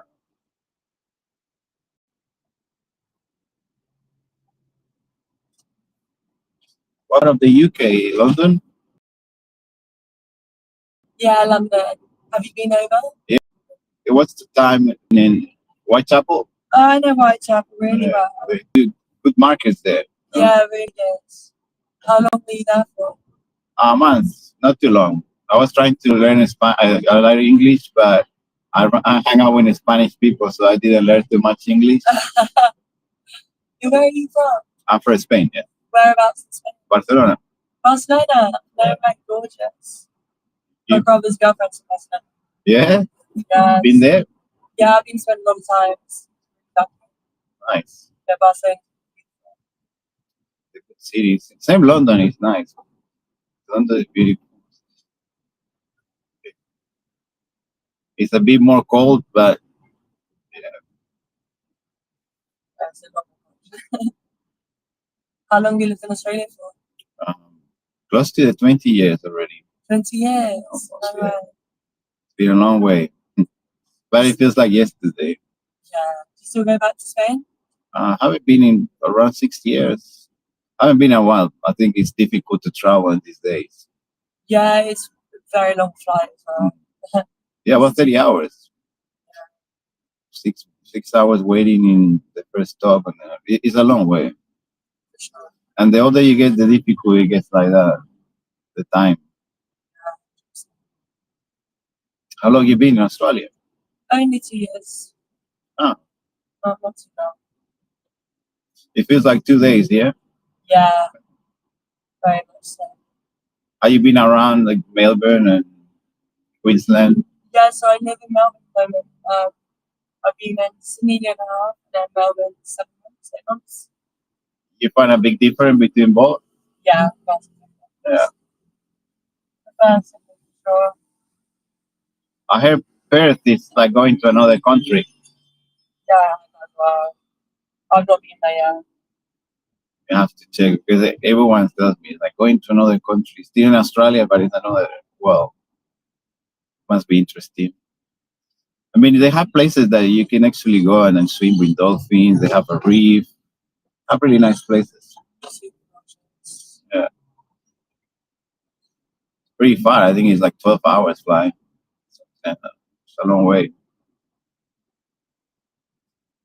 So easy to get to Bali. Yeah. Or Thailand. Thailand is getting more traffic because they legalized marijuana Oh, really? Yeah, it's like the New Amsterdam, but now they're making more like medical. So you have to apply for medical there. Yeah. But it's more touristic now, but it's definitely cheaper than traveling inside. Go outside. Yeah, for sure. Cheap, where like 50 euros, you can go anywhere. Yeah. So easy. Right? Yeah. Indeed. So easy. I'm a flight in. It was only 8 That's pretty good which yeah, for that 80. much. So it's A lot of people that works in the flight companies airport, and they tell me that because the Europe is huge, so like they can do that. Yeah. The population is so small that it doesn't make sense to have prices low because they don't make it business. So I think it's more for the people that they can't do the low cost. They're trying to do low cost, but it's not the same. What to do it. I will be flying every weekend. I'm very lucky, but work pays for most of the trips. Oh, nice. So yeah, that's by far the moment. It's a good way to enjoy work. Big stuff. They give you flights often, or Yeah, every couple of weeks I fly up there. sweet. Yeah, Hopefully you get to Perth. yeah, I know. Don't have an office there yet. Like I say, I need it as a breakaway. Yeah. Eventually, I think if you think about it and throw it out there, the universe, God put it, they will put it for you. Yeah. It's always say that as an adult, we don't have Santa Claus, but we have the universe, we have God that will give you view good throughout the year. Right. I love that. Yeah.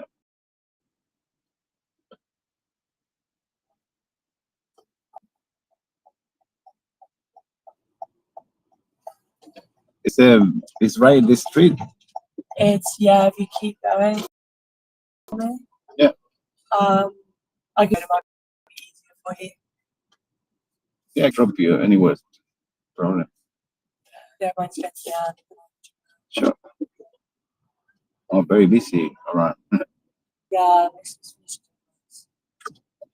I hope you have a wonderful day. I hope the news are not too bad. thank you so much. It's lovely to meet you. All the best, Molly. Nice Yeah, to meet enjoy the you rest of your too. day. Thank you.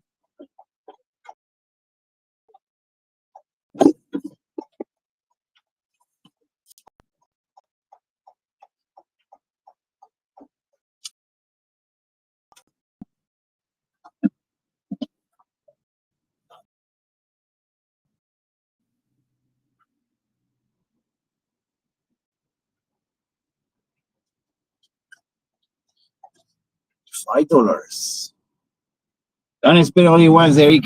I'll try my best.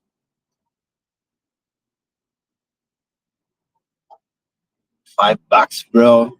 What we gonna do with $5? I don't know. But think about it. Oh, it's tax. So the other one was the $10 was 5 too, and this one is $3. $2 now. That's price to put petrol.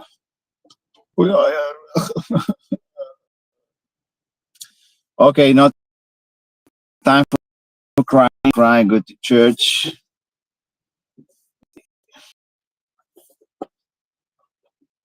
Wow. Right. Those who have watched The Matrix tend to story as black and white, heroes versus villains, good versus evil, and spin-off. After each piece of media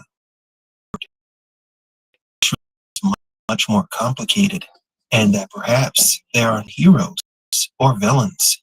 One of the most beloved characters in the Matrix franchise is Cypher, the Judas who betrayed so that he could be rewarded with the prize of return and famous, and with all and juicy steak he could eat. But ironically, time proved that this man was behind his words and actions lie was really inside the Matrix. Size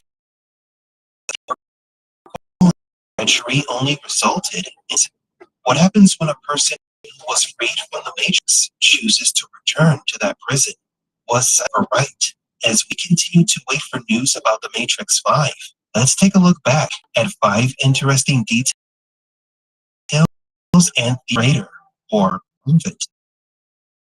Depending on how you interpret his story, do you want to know secrets return in the Matrix 5? Welcome to the Matrix Explained.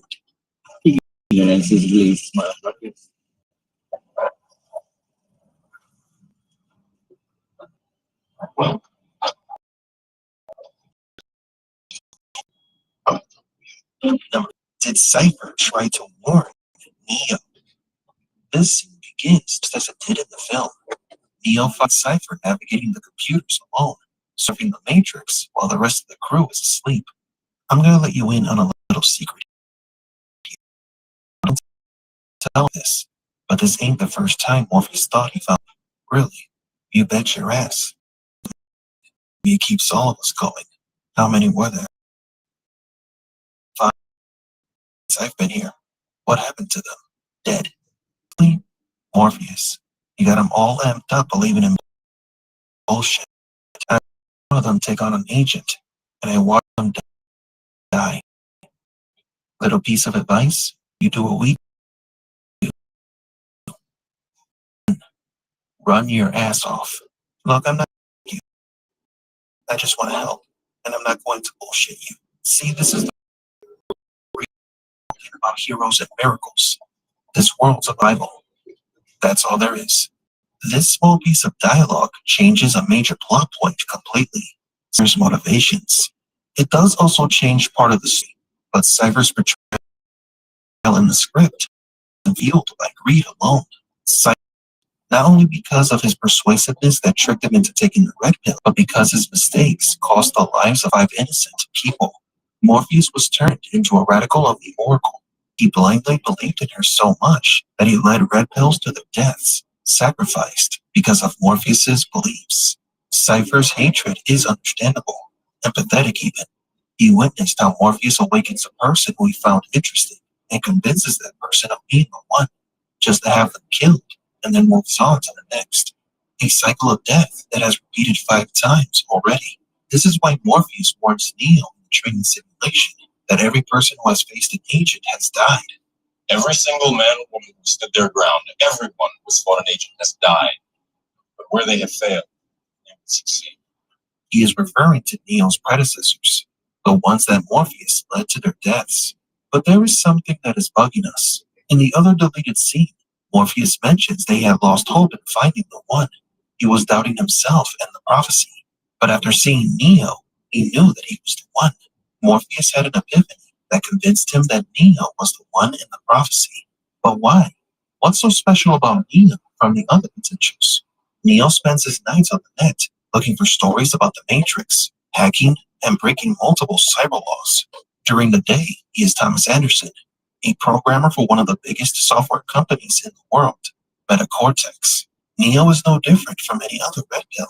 He designs programs and sells them illegally. But Trinity was much more skilled than Neo. She's the infamous computer whiz who hacked into the IRS database.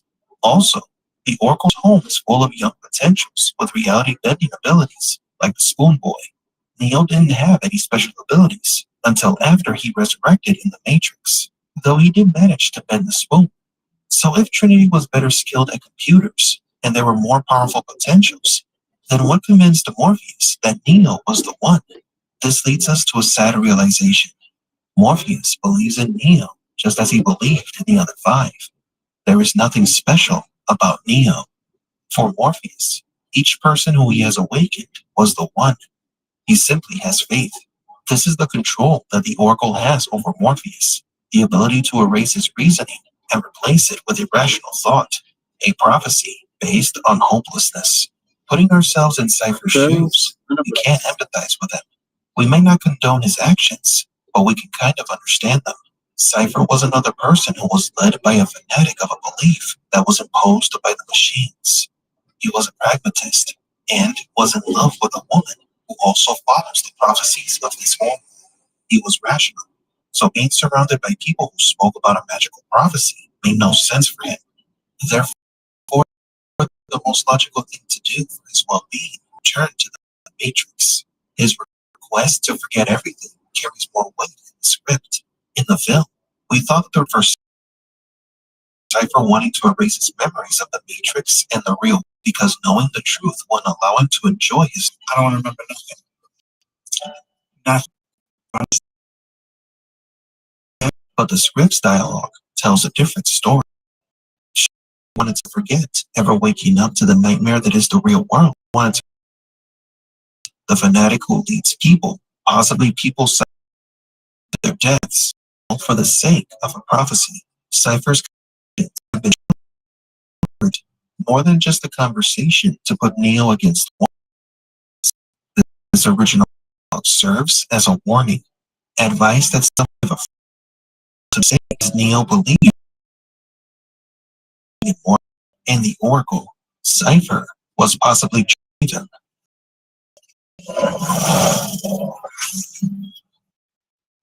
Number 4. Did Cypher eat one of the food has symbolized many different well, like the story of Adam and Eve, eating the forbidden fruit resulted in their aged from paradise. In the Matrix, fruit was used as a symbol. The robots used an apple when they tried to make these humans, and when the machines annihilated the remaining human leaders after they surrendered. The symbolism of the apple that the robots were offering to the humans was knowledge. The humans refused the offer, and so they were cast out of paradise. Oh, but food has many other meanings within the Matrix, such as freedom, misery, and manipulation. In the Matrix comic titled The Miller's Tale, we were introduced to a Zion tradition, a tradition that Morpheus himself followed since he was very young. It is a gathering of people sitting at a large table in remembrance of the first people of Zion. This first group found and planted wheat seeds in one of the few pieces of land on earth that still saw sunlight. They harvested the wheat and baked it. People who once lived inside the Matrix never eat. Only the machine's simulated interpretation of bread. Humans took the first bites of the freshly baked bread. They were in the real bread was nothing like it was inside the simulation. It was short-lived, as the machine eventually discovered the human's worm and destroyed it, killing all the. Since then, once a year, in their honor, the bread, but it can also be an allegory to the supper of Jesus Christ before his crucifixion. In the real world, represents misery. Synthetic protein that the crew eats in the first Matrix, ingredients used to help make this food from insects. A perfect representation of the misery going through in the real world. This food is so disgustingly bad that it becomes one of the reasons why Cypher wants to escape back into the Matrix. That need and desire for good food drove him to betray Morpheus. But that might not be the entire story. Inside the simulation, food symbolized both pleasure and manipulation. The first time food was used as a form of manipulation was at the Merovingians' restaurant, a dessert that the Frenchman prepared for an unexpected lady. What you see, guys, you have a special. I don't just myself. The Merovingian modified this dessert to cause a certain reaction in the late image. It shows how easily people can be manipulated with something that is supposed to be for nourishment. As the Merovingian effect of the dessert, Neo and Morpheus look troubled. Why? Well, because they have eaten things given to them by someone inside the Matrix. You guessed it. The Oracle. The Merovingian was the first food can be used for manipulation. But he wasn't the first one to use food for manipulation. The Oracle gave Neo a cookie the first time they met. The treat was supposed to make Neo feel better after he was given bad news. Take a cookie. Take a cookie. I promise by the time you're done eating it, you'll feel right as rain.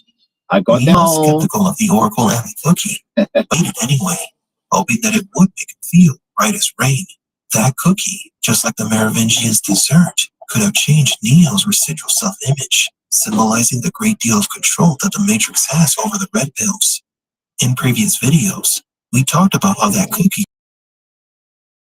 could have carried a special code, a code that activated the anomaly, turning him into the One.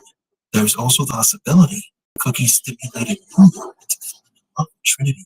As evidence of this, the Oracle examined Neo's face before giving him the cookie. Maybe she was analyzing Neo's to be sure that the cookie's modification properly would work.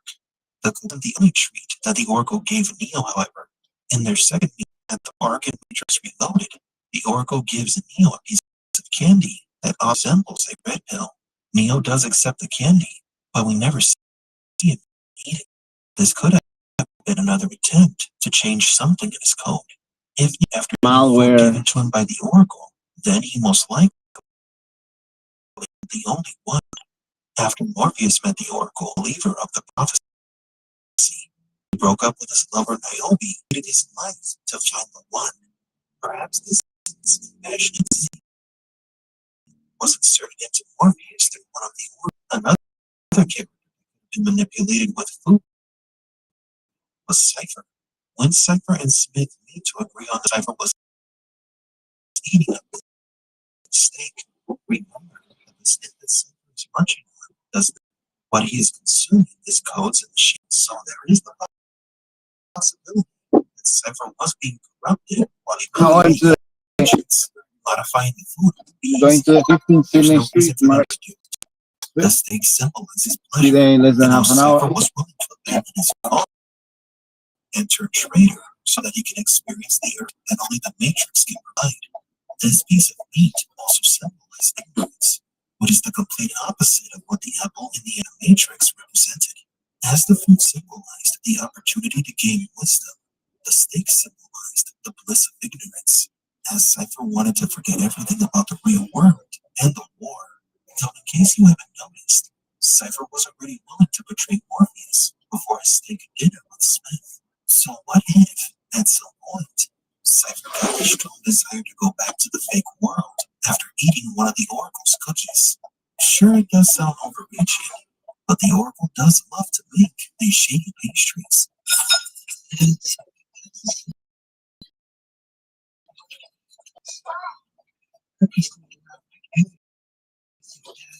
Interesting that the Oracle would say that cookies pretty much connects her cookies to Neo and Trinity's relationship. The love that they shared could have been the result of parasite modifications caused by the cookies. But regardless, food is, without a doubt, one of the most fascinating and overlooked aspects of the Matrix.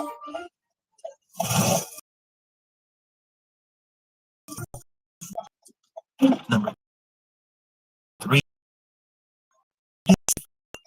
To avoid further is where the Matrix film begins. The first conversation at the beginning of the movie. 1. Cypher is jealous of 2. He notices that the communication is being transferred. Yeah, what? It's nice.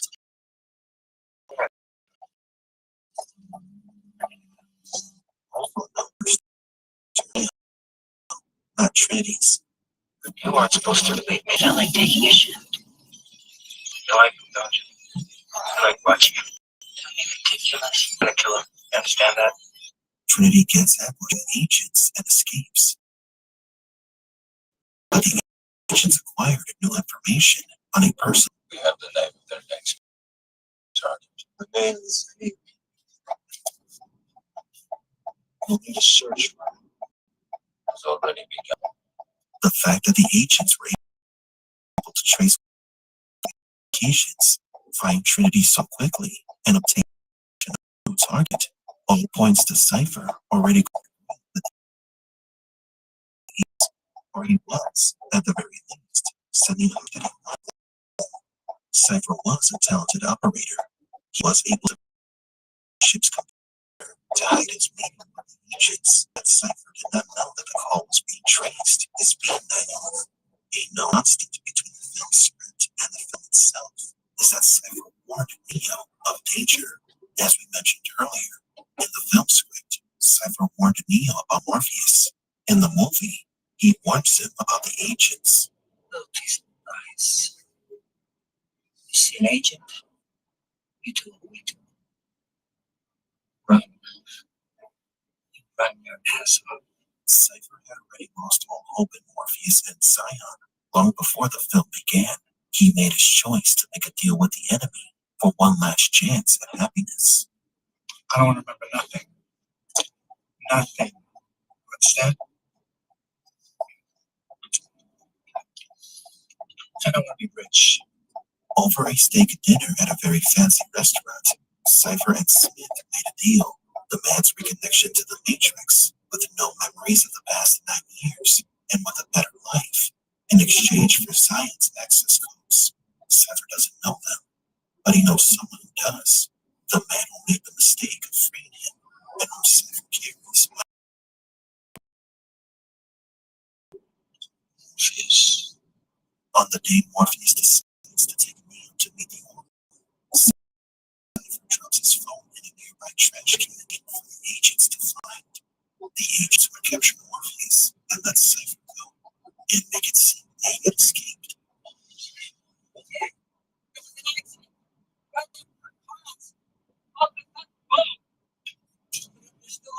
Cypher is the first to get out of the Matrix, and then he subsequently begins to kill his roommates.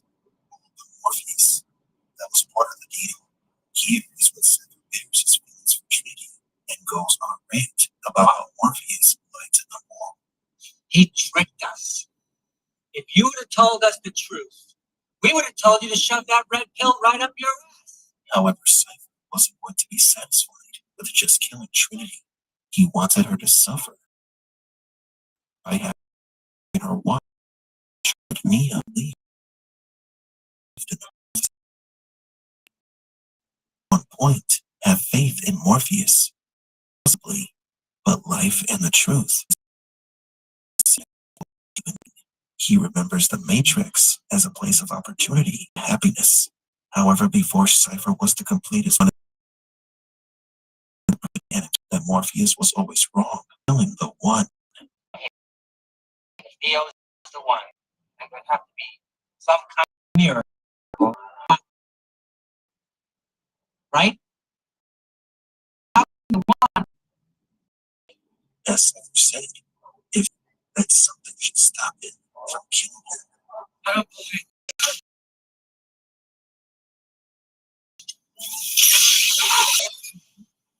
Cypher's last reign in disbelief that Tank was still alive.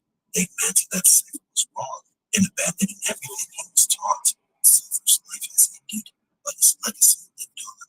He will go on to inspire other radicals who wish to stop fighting machines and return to the Matrix.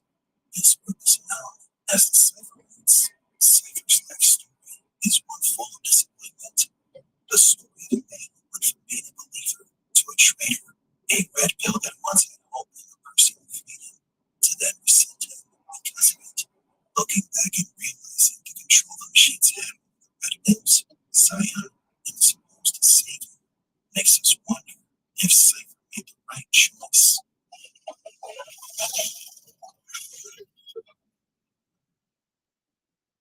Number 2, Cypher and the woman in red. So there are some explanations as to how Cypher kept his meeting a secret, one of which we've already discussed in a past video. May have had help from the red pill. Maybe the plan to betray the team was just Cypher. Taking a closer look at the movie, there is one explanation. Mouse, the woman in the red dress, to help train the recruits. It also served another purpose, one that Mouse openly offered to anyone on that was feeling lonely. Later, Mouse is in the Matrix gawking at a pinup girl. The girl is the woman in red, a model who lives in the Matrix. His desire for this woman is obvious, so perhaps Mouse wanted to make a deal with the machines in exchange for a new life in the Matrix alongside this model. However, Mouse would eventually die, betrayed by Cypher like the other crewmates. Mouse could have helped Cypher into the simulation in exchange for the new life with the woman of his dreams. Another explanation is found in a scene from Enter the Matrix. Trinity is training with Ghost inside the construct. When they both disconnect, they get up from the chairs on their own. In this scene, we don't see anyone disconnecting Trinity or Ghost. There are no operators nearby, which means that they can't connect and disconnect from the simulation without an operator, at least from the construct. So Cypher could have connected himself to the Matrix. Perhaps the chairs have an automatic device that allows them to jack into the Matrix without the help of another person. Although there would still be the issue of how Cypher was alone on the main deck of the ship when he meets Smith. Therefore, this explanation is invalid. But the explanation that brings us here today is known as the woman in red theory and has been spreading around the internet thanks to a forum user named David. According to David, Cypher used the woman in red to divert attention from the red pills.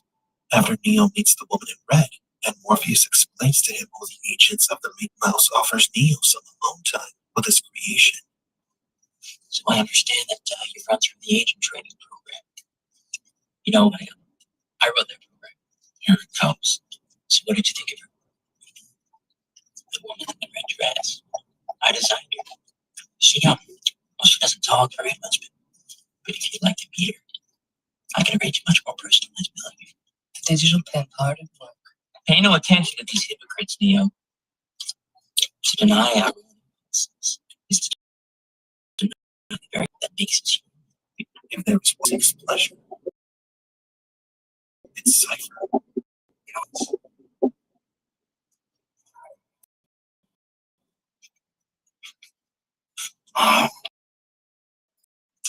Ignorance is bliss. In fact, previous video, we talked about how the same construct could have corrupted Cypher because the Matrix drove him mad and desperately wanted to reconnect to the Matrix. How does the woman in red factor into this? Mouse off the woman in red inside the. You get the idea of what he. So perhaps Cypher took else on the Nebuchadnezzar wanted to problem time with the woman in red. So he has all the privacy in the world. An alibi to sneak into the Matrix and meet with Smith. Operator. An operator is needed to upload a pill to a program, be it the construct or the Matrix. Cypher had to be uploaded to the woman in red program. But how could Cypher enter the Matrix from the construct? The answer could be found in the scene where Neo and Cypher share a drink. Neo scared Cypher, who was alone in the dark, playing around on the ship's computers.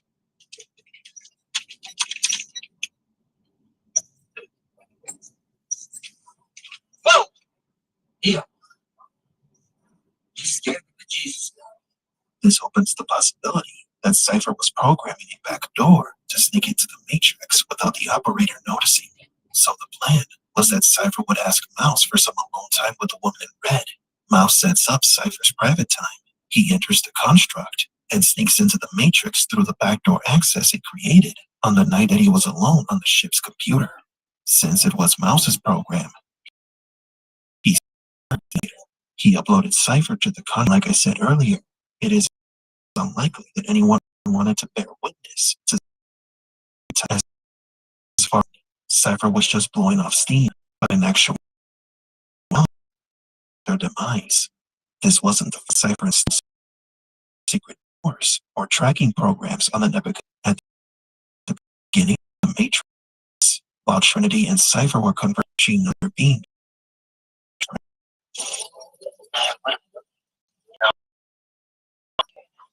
Here, what? Are you sure there's not?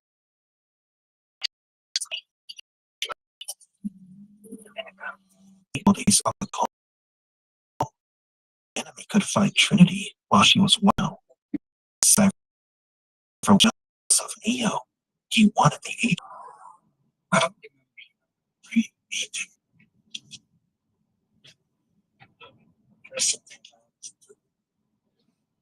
Don't tell me you believe me now. he will later again make breadcrumbs for the enemy to find his crewmates, dumping his active phone in the trash can near their location so that the agents can capture Morpheus. The woman in red theory works well as a probable explanation as to how no one saw Cypher plotting against them. It is a near perfect alibi. But do you agree? Did Cypher use the woman in red program to cover his tracks?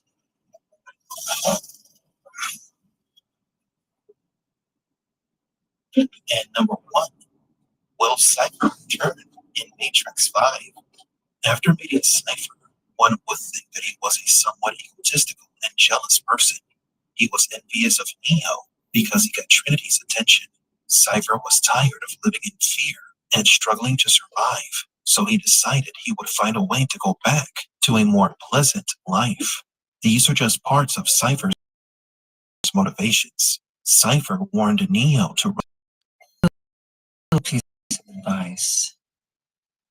You see an you run. In the original script, Cypher acted not to believe in Morpheus responsible for other people. So Cypher was completely evil. He was just trapped in a difficult situation that he did not choose to be in. Cypher deeply hated Morpheus because he believed that Morpheus lied to him by not explaining what the Matrix was. Why do you think that? If you had told us the truth, we would have told you to shove that red pill right up your ass. From Cypher's point of view, he was stuck in a group of religious fanatics and fighting in a war that he did not believe in. And Morpheus offers the pills to Neo. He doesn't want Neo what he's signing up for. He simply tells him that no one can be told what the Matrix is. Unfortunately, no one can be told what the Matrix is. You have to see it for yourself. So did Morpheus manipulate and lie to Cypher? Psychologist Stephen Hassan, an expert on cults, developed a model to try to control groups. It's called the BITE model, which we have already discussed in an older video. The way Morpheus offers the pills falls into the control information category. Deception. A. Deliberately withhold information. B. Distort information to make it more acceptable. And C. Lying by omission. According to the BITE model, Morpheus's actions are sectarian, and he uses manipulation, lies, and other elements to add soldiers to his cause. Many of the Red Pills, like Trinity, were content to fight in this war, but others, like Cypher, felt cheated. Even worse, when they wake up to the real world, they listen and follow these prophecies and other absurd things that were false to begin with. This is one of the reasons why Niobe left Morpheus. Morpheus's fanatism was leading him down a dark path. This brings us to Matrix Resurrections. More than 6 decades since Cypher's betrayal, his philosophy lingers. The red pill shepherd said to me, everything was simple back then. People wanted to be free. It's different now. They feel that people gave up. Like the Matrix won. Remember that Shepard wasn't born when Morpheus was fighting to free the humans from the Matrix. Shepard was privy to Morpheus' strategies of persuasion to recruit new potentials. It's thanks to bugs that we discovered that the red and blue pills were still used to wake people up. But we also learned that Morpheus' fanatism destroyed Zion, or at least he caused a faction to leave the city to build a new one, Zion. Several times during the movie, it was mentioned how Neo may have subconsciously wanted to stay inside the Matrix. There's even a clip of him eating steak in his home. Now, who do we know also loved to eat steak? Do we have a deal? If what Shepard said is true, that the Matrix has won, it's not only because the machines found a better way to keep people inside the simulation, but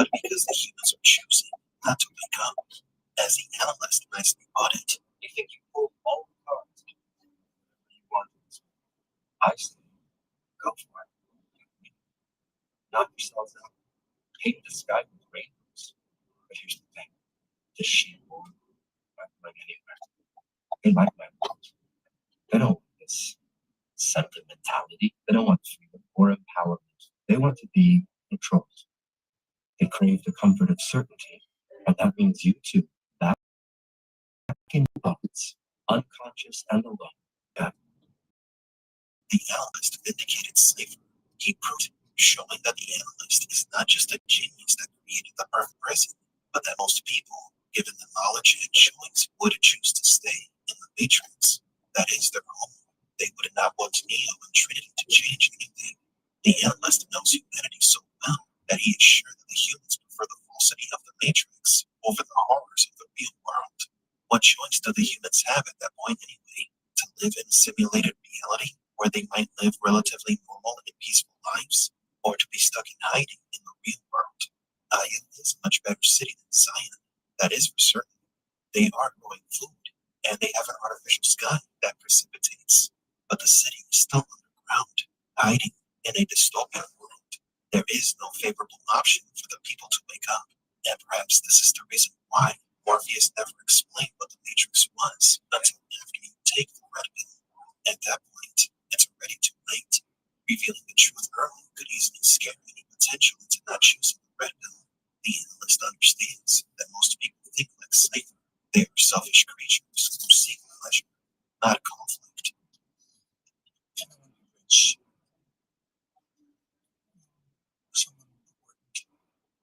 Neo was given this reward.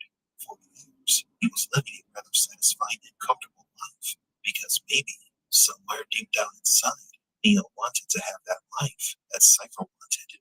The only thing that makes Neo different from Cypher was Trinity.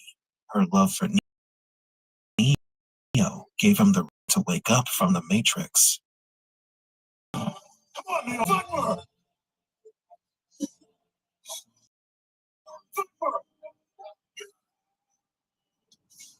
Betrayed Morpheus because he wanted to forget the horror of the world. But Morpheus brought about the end of Zion by ignoring the Oracle's warnings of a new threat. So who was the bigger egomaniac? The death of Morpheus and the destruction of Zion showed that Cypher was right in trying to jump ship. Zion's end was inevitable, and Cypher did not want to burn the city. If he had not betrayed Morpheus, the anomaly may have taken longer to activate, but eventually everything would have happened anyway. But maybe Cypher's story isn't over yet. Certain events in the world of the Matrix are expected or needed to be repeated, such as someone must lead the anomaly, another must love them, and another must betray them. The one must have a mentor, a lover, and a backstabber. Perhaps one could make the argument that Jude is the backstabber in Matrix Resurrections, with him being the closest thing to a friend Tom had. Well, we would disagree, even though Jude and Judas are almost the same name. Coincidence in the Matrix? What do you think? Therefore, it is possible that in the previous cycles, Cypher also existed, and that he was the cause of Neo dying and being resurrected as the one. How did we come to this conclusion? Well, it starts with the architect looking for the perfect balance in the equation for each new cycle of the Matrix. The Father is working to improve the Matrix code, the path of the One. The activation of the anomaly was planned, supervised, and guided by the architect. He would oversee every detail, every event. Every step that Neo took in his life was controlled by the Father and Mother of the simulation. Your life is the sum of a remainder of an unbalanced equation inherent to the programming of the Matrix. Understanding the architect's words, he had complete control over everything that happened to Neo. And not only that, the simulation has been times that the architect has looked. The Father did say that there were 6 versions of the Matrix, but in reality, there could have been 6 million versions.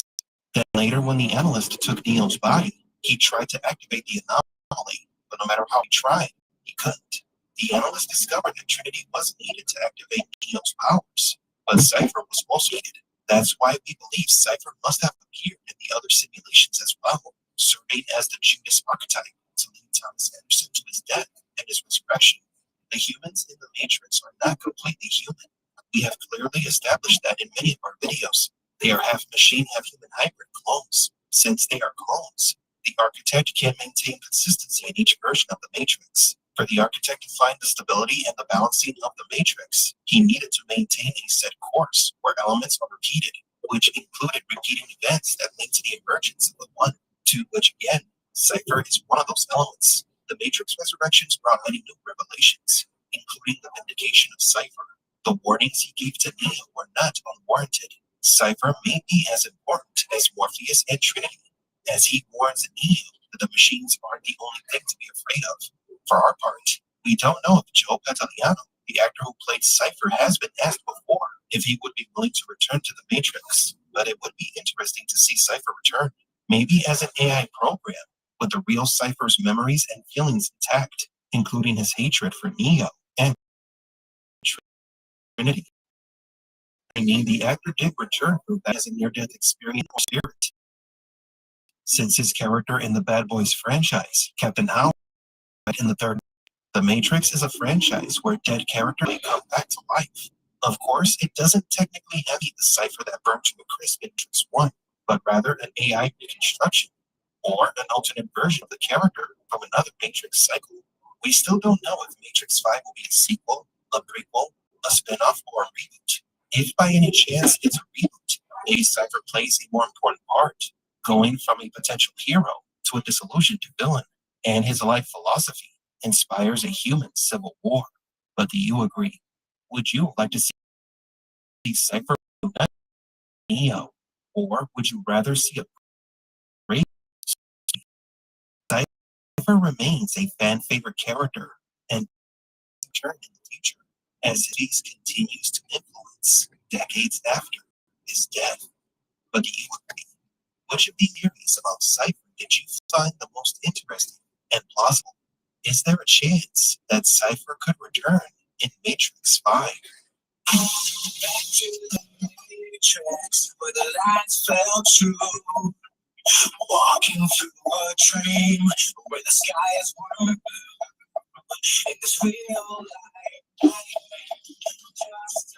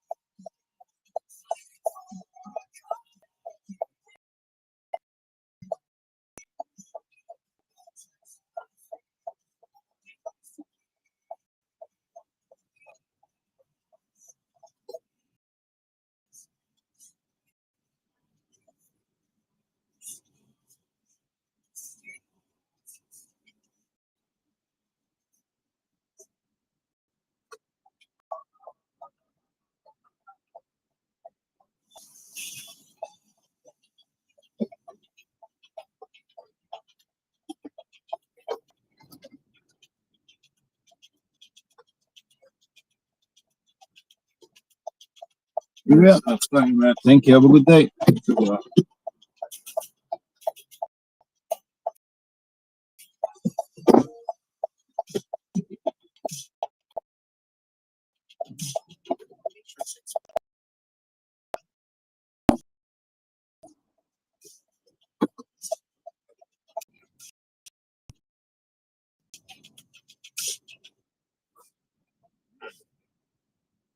Look at the Matrix.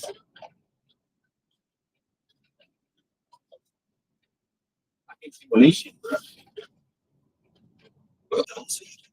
Excuse me. That was rude. So you guys saw Ben?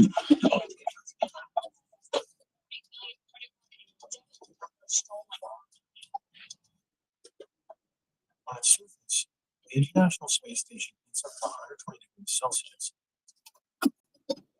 Sweet. Sweet as bro.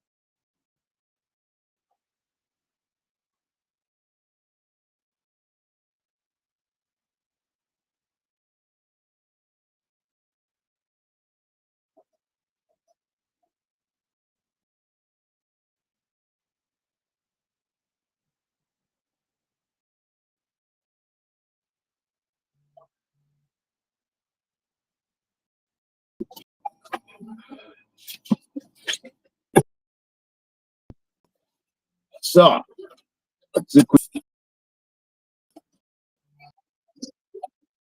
total $20. I spending 50 in gas, oil, petrol. So I'm paying to work. I'm so excited about that. I can have holidays, but get a real job. What's a real job, though? Can someone help me? When I do interview, they don't like me. Well, just get a red pill. What do we do?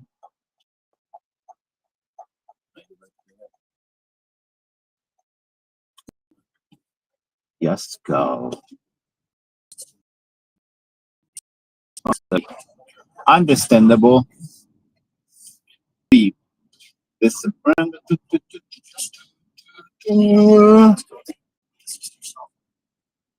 see what's interesting. Why are you trying to wash my brain?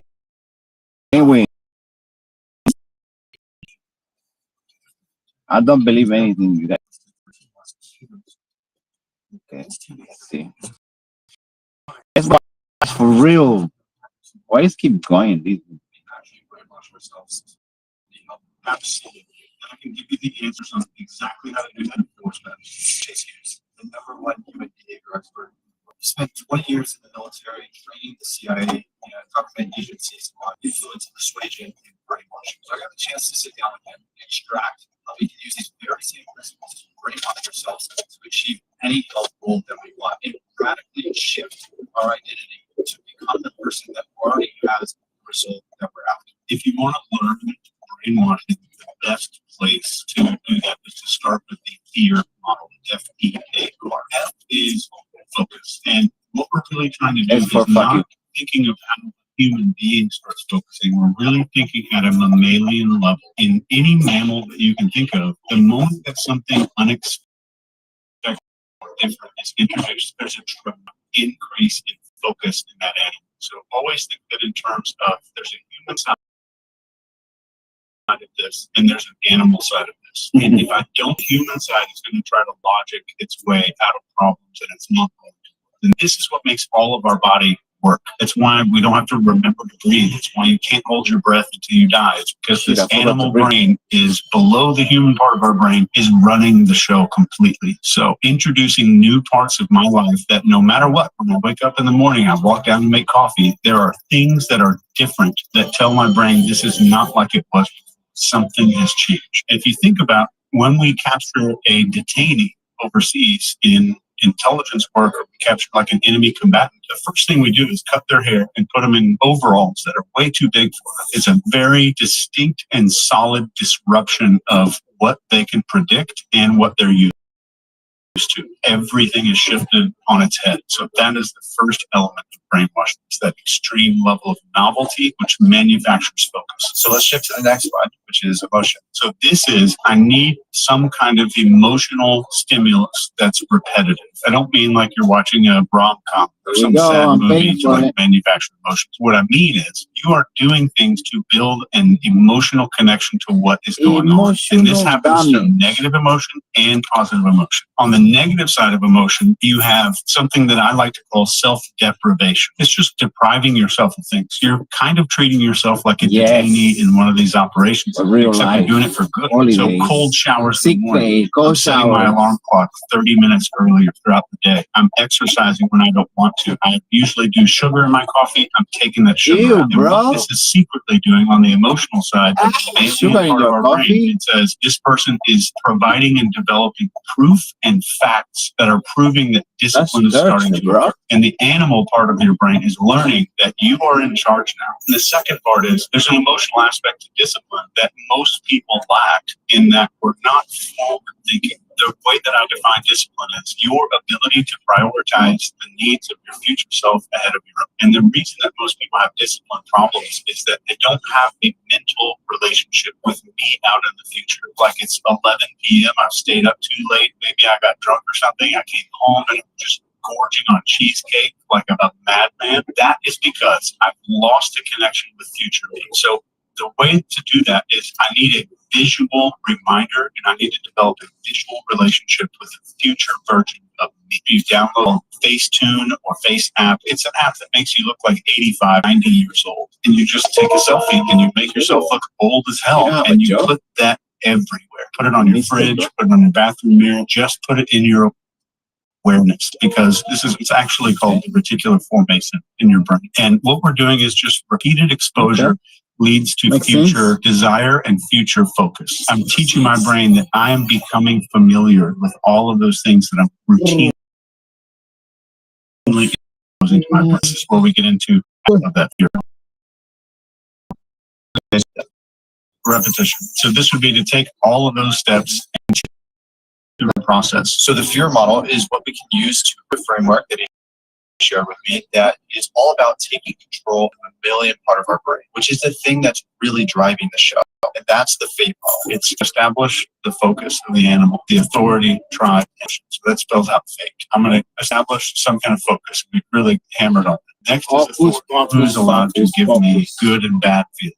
That's essentially what an authority is. Am I receiving a good or bad feeling from this? Which should be the people that absolutely care about you, the people that are close to your life. Authority is like kind of an open door. I have one channel that has a million. Respect my authority. Channel that's got 500,000. If I go in there and I allow those positive comments to make me feel great, it's the same exact door that's open for all the negative comments. Like if you wouldn't invite someone into your house, why would you invite them into your house? And then it's tribe. This is who am I surrounding myself with 24 hours a day? Who am I watching on social media? Even if it's 45 seconds, that's part of my tribe. So whoever we see and we spend a prolonged period of time with, the brain says that is part of a tribe. I need to kind of absorb some of that.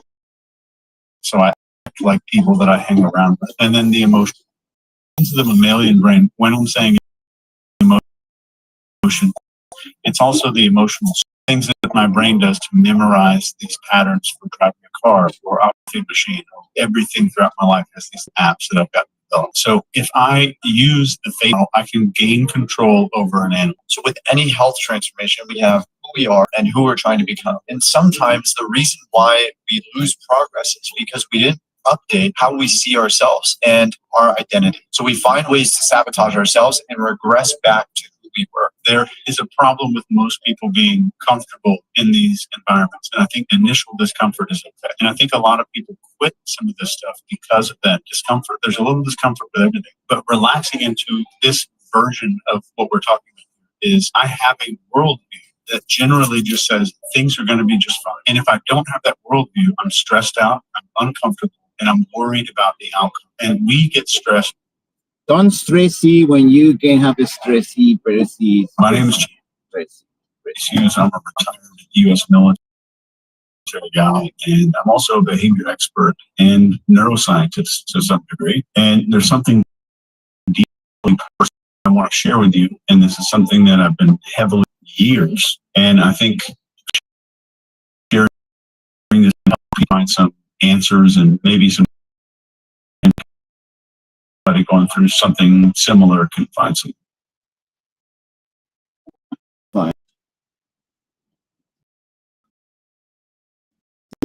Nothing there. Nothing there. Can we finally, let's find out together. Apple. Understanding, some compassion there. So find a place where there's something out. Yeah. For a few minutes, I'm going to tell you what I have been hiding for 3 years. So 3 years ago, I had temporal lobe epilepsy, and I had temporal lobe seizures for 2 years at that point. But the amnesia associated with the seizures had been watching these seizures, unaware that I would just assuming that since I knew neuroscience stuff, that I would know if there was some kind of problem. And one day, YouTube video of our YouTube show called, and I had a seizure on camera. So Michelle had proof, and I finally had a grip on what was going on. I could finally describe what was going on. And my seeing it for years without knowing what was truly happening. Temporal lobe seizures don't look like most people's idea of what a seizure is. Like someone's just zoning out. So I would kind of turn into a hollow shell before I popped back into reality. So I'm going to walk you through this feeling so you know exactly like. Before I give you the next piece of what I'm about to read to you is a description that I wrote to my family. My family just understand why I might be for days at a time. Imagine that you're such a whirlwind of thousands of scenes from movies, games, and artificial memories of dreams. So you're not just watching one, you're experiencing them all simultaneously, as if you physically existed in each fragment at the same time. This is what I go through after a seizure. My brain wrestles with my surroundings as it's inundated with these fragments from these various sources. And these fragments blend with my actual real days, and they create this disorienting-like world where even the most familiar aspect of my life seems surreal and distant. And I may question people I know, places I've been, and even the essence of my own existence are genuine or just figments of my imagination. So it's like trying to with a piece of multiple different puzzles, each depicting scenes from movies, recollections, and the pieces are find the ones that fit together to form a truth to put it back together again. All while in each piece simultaneously. So this certainty about the authenticity of my own reality can be profoundly confusing. During this period, I really appreciate understanding as I navigate this tangled web of post-seizure experience. And it might take some time for me to sort through the chaos, separating the threads of reality from the interwoven fabric of dreams and alternate worlds that have enveloped my consciousness. What So that's what I will be that? to the family, and that was tough to see. And I was struggling with reality big time. I had instances of not knowing if my dog was real, whether or not my children were real. And on Christmas Eve in 2023, just a few months ago, my wife and I pulled into the labor and delivery ward at the hospital to deliver our daughter, Hannah. And I helped Michelle out of the passenger seat of our SUV, and we walked into the hospital. And what I didn't tell Michelle was that as I was helping her out of the car, I walked her into the building. As I was smiling her, arm around her, I had no idea who she was. I didn't know who she was. And in my mind, sure that, of course, she was somebody out of her family member.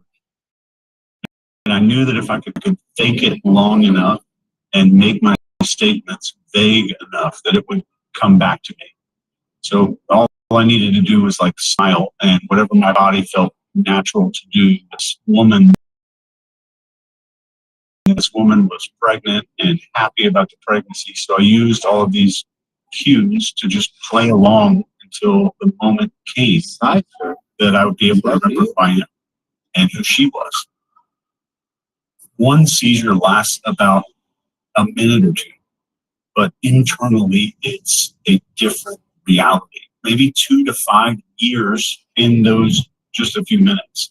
And in those years of time, I'm experiencing within different lives that have never even happened. And the details get burned into my memory. And it takes weeks to get back to normal, where I can distinguish the years of seizure memories from my own life. And the memories seem to be all in the same place. They're kind of stored in the same file cabinet. And with all this happening, there's a chance that I have a horrifying brain condition called mesial temporal. It's a degenerative brain disease where neurons can start and committing suicide and apoptosis. I want to reveal these shows in a way that I would say mocking at all edges of my perceptions. And this happens a lot. This is the weird side of, I would say, maybe if imagine standing at the crossroads of all of time, where there's past and present, find a bowl of soup. So the rooms I'm in, they end with, but logic kind of smacked with like defiance, like you've never, my brain is insisting, but my insists that something is way off, and it gets so bad that I start thinking that everybody around me is setting me up, that people are all doing this, what's going on purpose to make me feel this way, like they all know something. The second layer of this is something called jamais. This is like a sinister feeling paradox of everything that's familiar turning horrifyingly alien. So like if you just picture your own name, a word that's kind of etched into your brain, and then watching that warp into something that's mockingly foreign to you, or your childhood home, completely unchanged, but the living room feels like someone else's dream. So like just mundane things become absolutely surreal, like an intruder or an observer. And then the third layer, I would say, is derealization. This is a pretty well-known principle. And this is just the entire observable world slipping through anything that I could possibly grasp, just falling away. Sometimes in your own home, but feeling like you're like you've never seen the place before. The walls that I love start to look unfamiliar, like I'm seeing through another person's eyes, not mine at all. So it kind of distorts everything that's company, and it's something distant and not. And then there's a constant questioning. It's like a asking, is any of this actually happening? And it's like where reality and are together, they're not blurred. They're completely woven together. So it's being disconnected in space where nothing really holds any significance.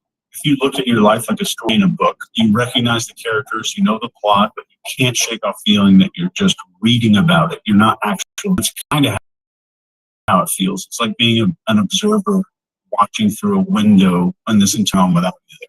And I try to tell people in my family that it doesn't mean I don't love you, I'm still connected to you, or it doesn't mean you're real. And it's just sometimes mind playing tricks on me, and it's like I don't belong. It makes me feel like this is not my life. This isn't real. I try to promise. Washing your brain that many times produce that. Brainwashing people, brainwash you, because you know, I know, you should know, I know that I know, you know, because you know, I know, no one should know, but we know. Wow. That it keeps breaking together. It leaves a little more small, a little more ugly. Most of the time, I'm lucid. And these little threads are still there, kind of dangle in front of every experience that I have. And I've figured out a really powerful way off the cycle so far. And I'll talk about that in a future video. And I want to share it so that else benefit from it. But what I've managed to build is, as far as a protocol to stop the neurodegeneration. A few years ago, I decided to write out every thing that would be just gone by now. I did not think I would make it to this point. And I wanted my family to be able to use everything, this secret stuff each. I wanted the world to be able to have access to everything.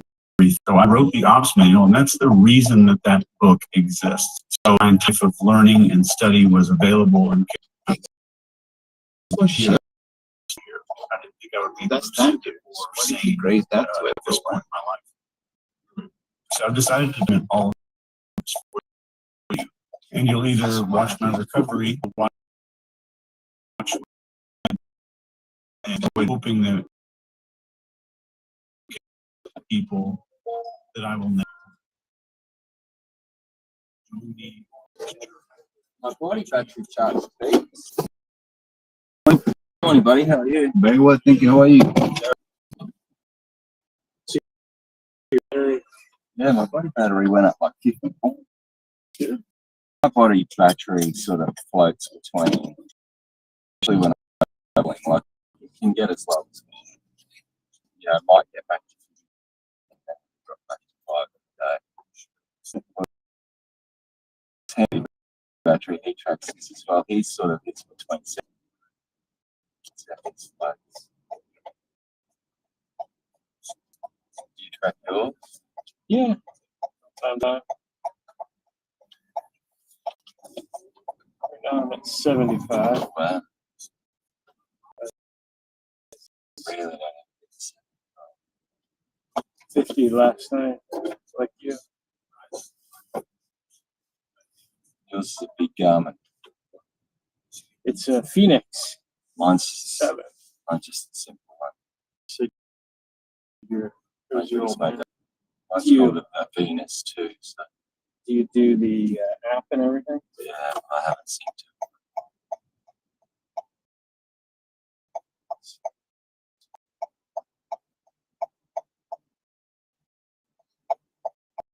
This is the inside. So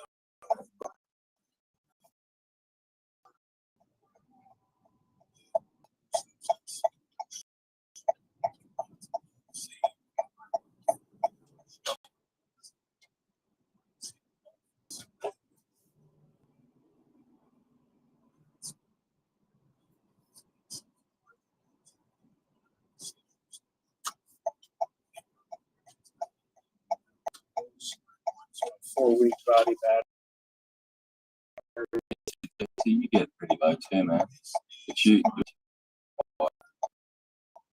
inflatable.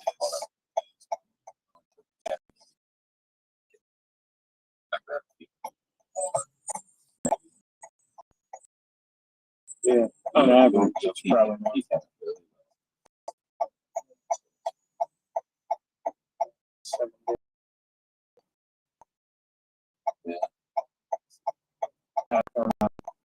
Time zone. This is the one that I watch. The heart rate value. Yeah. And worst it's ever been. Usually I'm solidly in the green, but because I go back to the emails, it does start to get It's low. What's that mean? So, tell you recovery's not the greatest. But yeah, 2 max.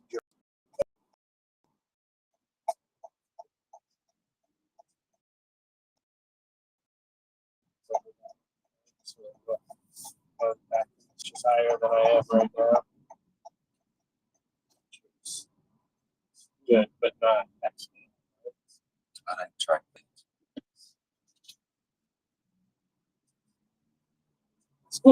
Android.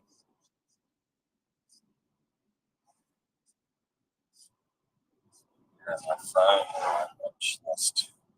Bluetooth.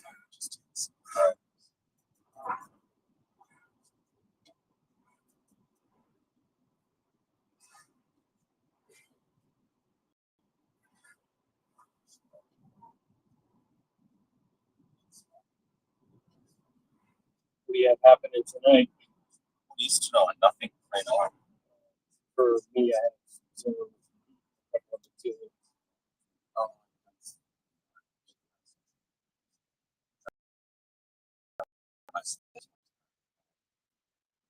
Clara, Priya.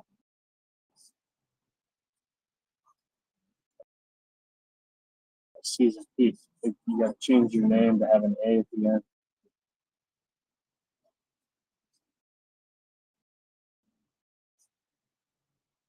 Should we call it Lance?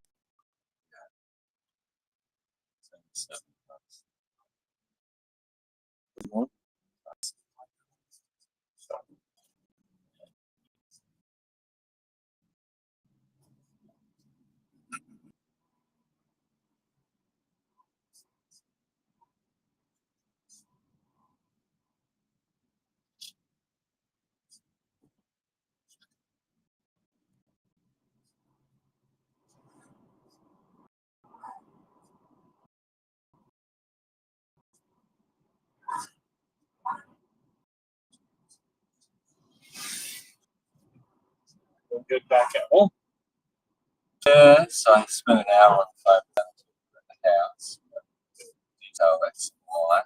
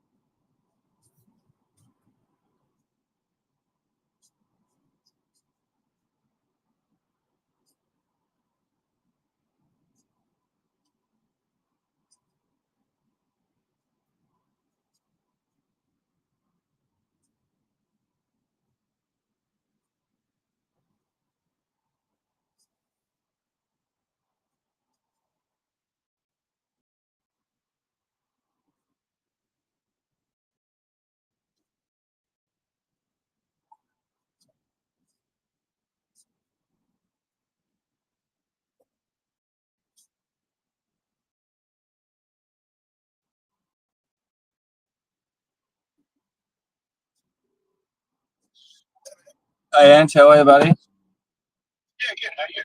Pretty good. I've got Justin with me in the car. How's it going? Hey, Jess, did you say well? Yeah. Yeah, we did, yeah. I just get a quick download and then just ask a couple of points about today, and then get your guys' view. That's okay. Sure. So yesterday was up with us 3 4 weeks ago.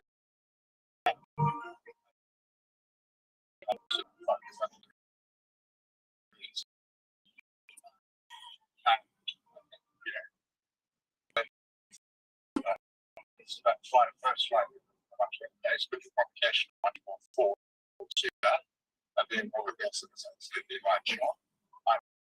The other two to have a lot of work to do is why spend so much time in operationalization? Like getting the great cuts right, very specific on what we're going to do when in 26 and 27, not more stuff, but bigger stuff. And that's what you're worrying. I think the context of where the scheme is at, I think I give them the feedback and touch base at the end of the day as well. I can't have much to be like when I said to check it out, really update that they're really sealing the ground at the moment. And I think the delay is part of that the whole acquisition thing you said. I thought that we're not performing well really exacerbating that grind. Basis, but the update I gave Jay on sugar last week, she was incredibly negative. There's personal things I asked that I suggested. My husband's flown over there, so maybe that was like a shot anyway. But that, so from these, in quite a negative space. I think Glenn's in a good space and he's enjoying what the future will hold us. There's nothing this project.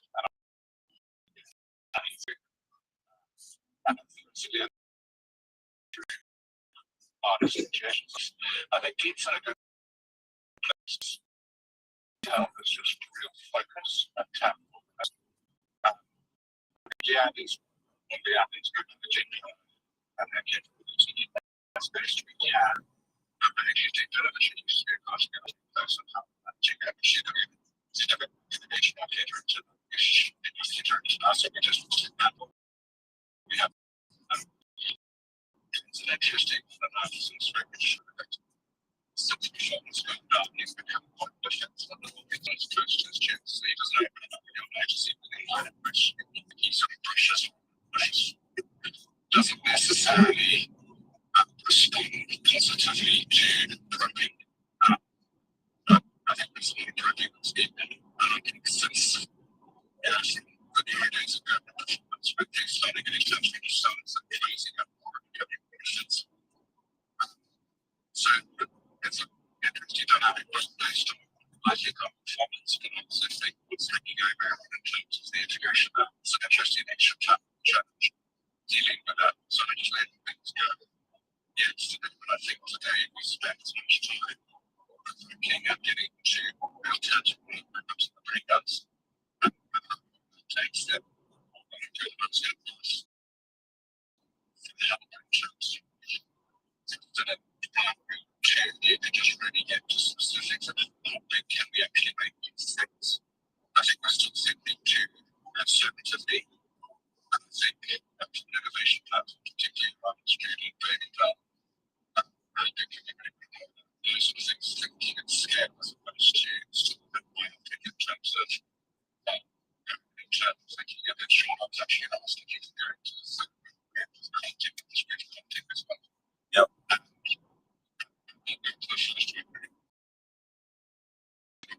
think you could interview stuff that you can also spin that to be figuring out the people are going to spin.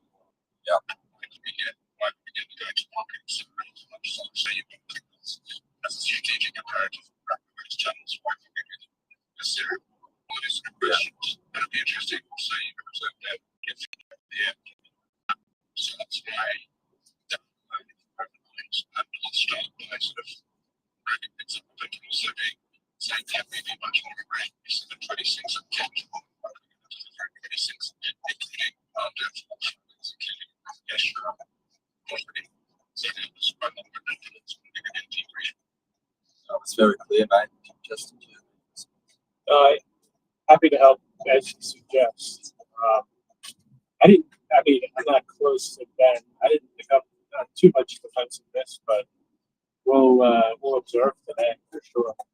And it can definitely help provide a little bit of detail focus on worksheet 2 and for Peter in general.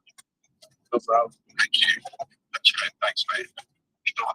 Yeah, I think your summary is great, mate, and I think it's a good reflection of yesterday. Look, Ben's to jump off the page, so prompt for Justin and I just to make sure that we place a supportive sort of challenging role for him today, because I think the opportunity for us is to just use it as a safe place and to really sort of stretch each other's thinking in the what, knowing that as you get into the operational execution, some of the stuff will end up being smaller, so naturally it'll sort of snap back a little bit, and therefore you've got to be very stretching in this stage, because you'll never realize all of what you realize now. So definitely happy to do that. And I think, I think that the other decision, mate, for now is if you and the team and with our support today can get the what with a supporting sort of narrative really clear, and have the right interplay between the bubbles, I just think it'll help the change management hugely. And you will translate that into the what, into the how, and if it hangs together logically, and if you feel in front of two, I think that's worth it. And I was sort of jovial yesterday while I was challenging, because, mate, it's a roller coaster ride. And on one week the team had come back with hardly anything, I challenge them. The next week they come up with too much, and it all depends on what assumptions, the numbers you put in. And so with Andy, and I've been on that ride for 2 years, so I just know this, and that's why I don't take it too seriously.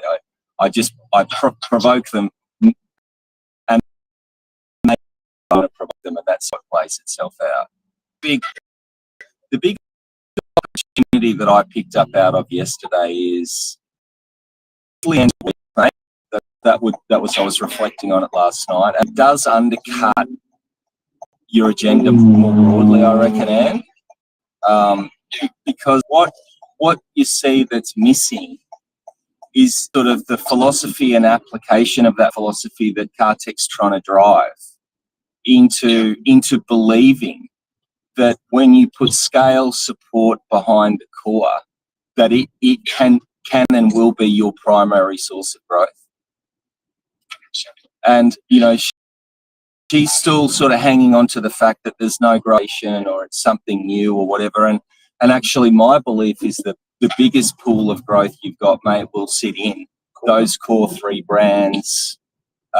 Once you get advertising money to focus behind, what yesterday's bubble completely overlooked is how to renovate, retain, and get organic growth out of that core part of the bubble. So that's sort of the thinking we need to try and support Kartek in continuing to translate that thinking, because you can see that's Justin and I live with him all the time. That's where he's at based on Byron Sharp's philosophies. That's what Mars believe, and I think it would be good for them all to get a sort of a rolling start on an integration with Mars by adopting as many of those philosophies, before the integration as possible. 100%. So just on the, anything's on the table.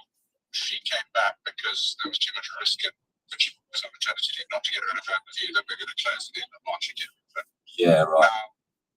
So now, because we've gone on, we can revert to that and get rid of her, get Lucy. So I'll put that on the table. Yeah. If that's what we have to do, let's just do that. Well, and I think in the interim, mate, and this is what I think we should lean on Peter, because my view is, the pairings for generation of that sort of, that portfolio-led growth should come from a combination of Leanne and Peter.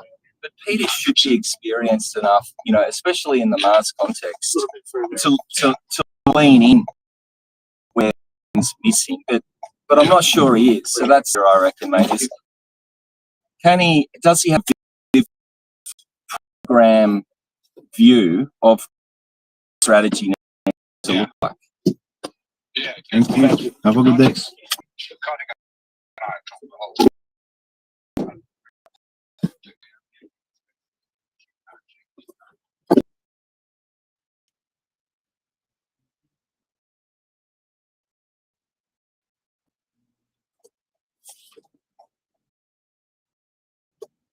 Kellogg's. Cereal killers for the sugar, get it? I love Kellogg's though. Don't take me wrong. I like bad things too. Let's check it out. I like this guy. Lex.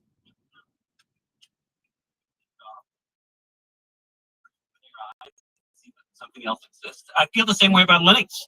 So on server since late night, ran servers on Linux back then. I never seriously considered top option. I never ran direct. I always thought, I want to focus on programming. I don't have the files and all this setup bullshit and whatnot. And Apple is built on Unix underpinnings. Why do I need to bother? And those things, just I needed to try new things and try something else to realize that there's other things other than Apple. And again, it's not because I hate Apple. I think they still have good computers. I think a lot of the software is still also pretty good. I realize things is just better. Linux is just better. It's closer to because it's for the people, for the culture. Phenomenal. And if you spend a bit of time setting it up, you can record a reproducible environment that I've done with this AmaQ concept or that I've done, that I can set up a new Linux machine in less than 30 minutes, and it's perfect. It's not pretty good. It's not like I still need to spend 2 hours. It's perfect because you can code all aspects of the development environment into this. And I didn't know. I didn't even know, to be fair, that Linux could look as good as it can. If you look at a stock Ubuntu boot, I mean, not that it's ugly, but I picked a Mac in a day. You look at I mean, I'm biased, of course, because I built it with my own sensibilities, but I look at that and go like, this is better. This is beautiful. And then you look at some of those true Linux pricing setups where people go nuts with everything, and you go, oh, yeah, I remember when computers used to be fun in this way, when they were in the set plan, the sameness. That's the flip side sometimes of something like Apple, where they have really good opinions, they have very good taste, and it looks very nice, and it also looks totally the same. And Linux has far more variety and far more texture and flavor, sometimes also annoyances, bugs, and whatever. But I run now Ubuntu based with the AmaQ stuff on the keyboard. I use a Logic, what's called the MS3 mouse, which I love how it feels in my hand. I don't love how it looks. I actually was a that's what you said. Mouse stand for the longest time. I thought it was genius that Apple integrated the trackpad into a mouse, and I used that. And I always thought it was ridiculous that people would stick it just because you had to charge it by flipping it over. It's silly. The battery would last for 3 months. You charge it for oh my half God, an hour. you always use that.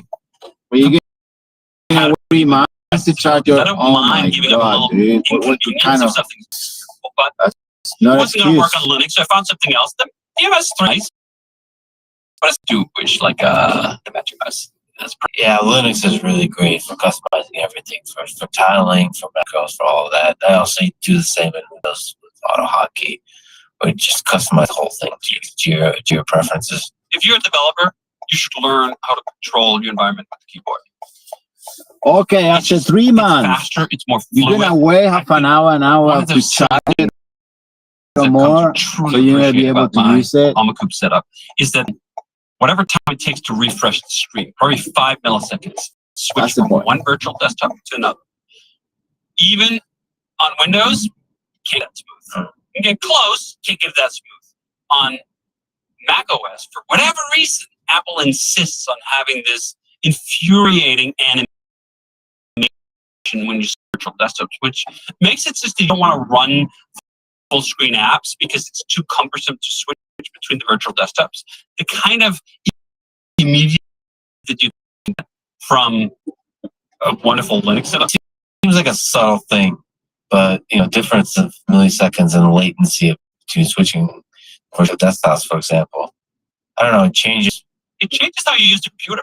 It really does. Similar thing with VR, right? There's some kind of latency or like it just completely takes you out of it. Personal. And it's funny, I actually had to watch, I think it was the Primogen on YouTube when he was showing off his setup. And I was seeing how quickly he was switching between those virtual desktops. And I'd always been using virtual desktops, but I didn't like switching too much because just of that latency. And it's like, oh, you can do that on Linux? Oh, that's pretty cool. Yeah. So I run that, and then my editor of choice now is NeoVim. Oh, good. All right. Well, we're out of time. No. All right, you did for many, many years. You used, was it TextMate? Yes, TextMate. That was the main blocker of moving away from that. Everything else, I thought, you know what, I can swing it. But TextMate was and is a wonderful editor. One I helped birth into this world. The programmer, Alan Ugo, is a good friend of mine, all the way back from the party days when we were lugging our computers around. And he was a big guy. And in 2005, he was writing this, and I helped him with the project management of kind of keeping him on track because I really wanted it for myself. And I thought this was the last editor. I thought I was never going to switch. That's that'd be great. Just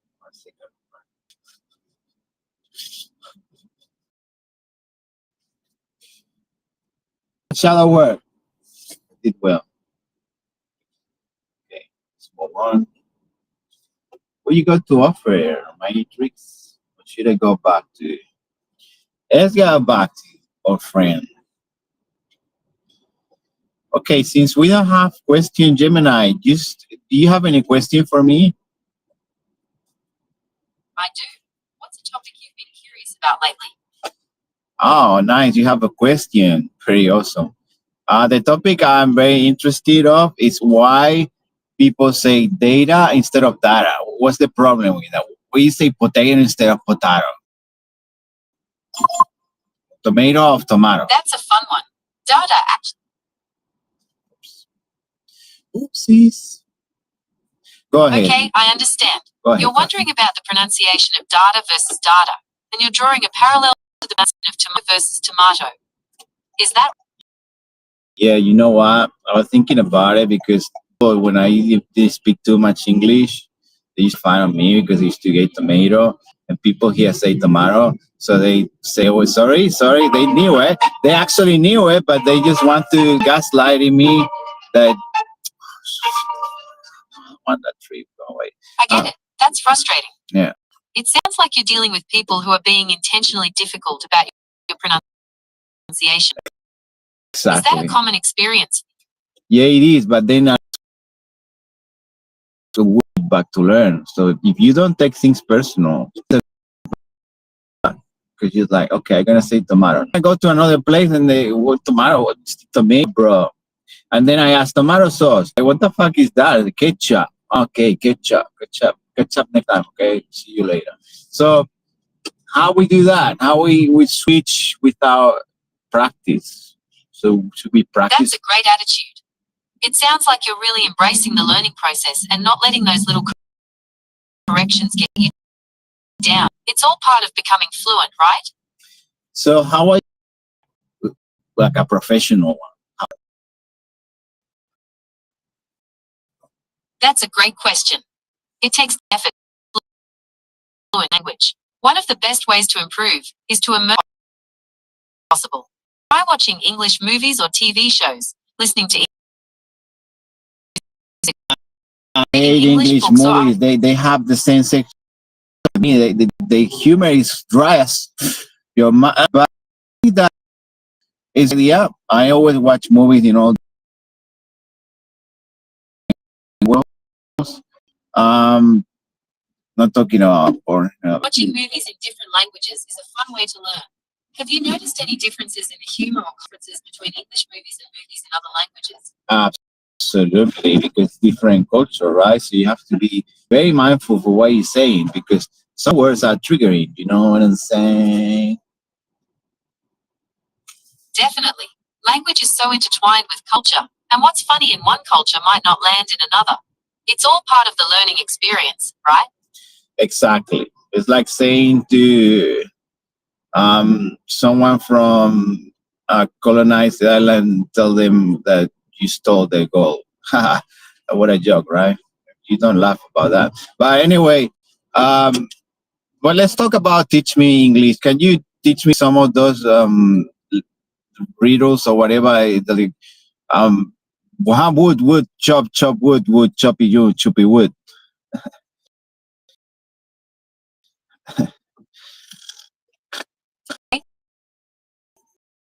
With symbols.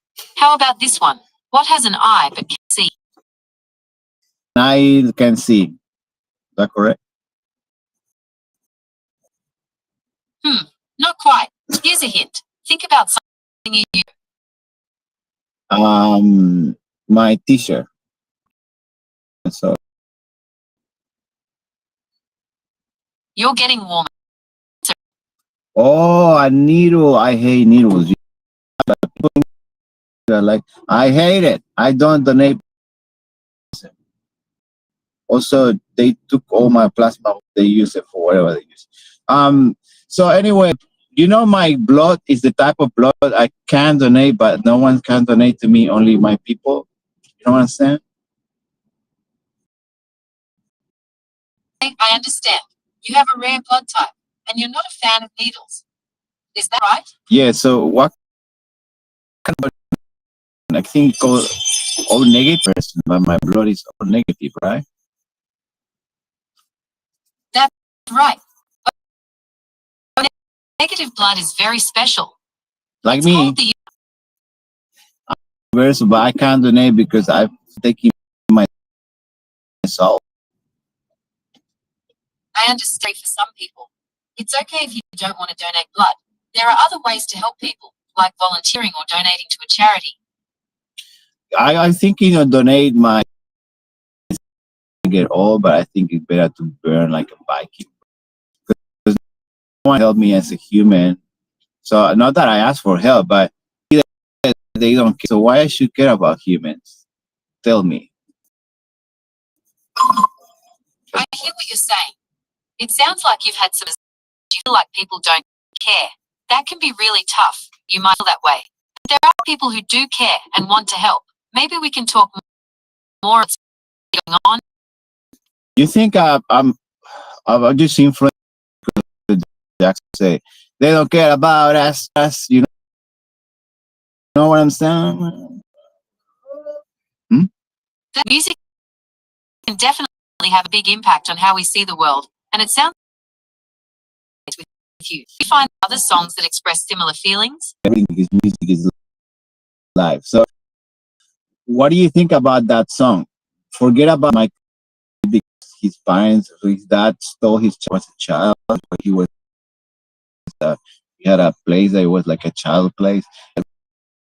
What do you think about the song? Like they don't care about us talking about who I care. It's a great question.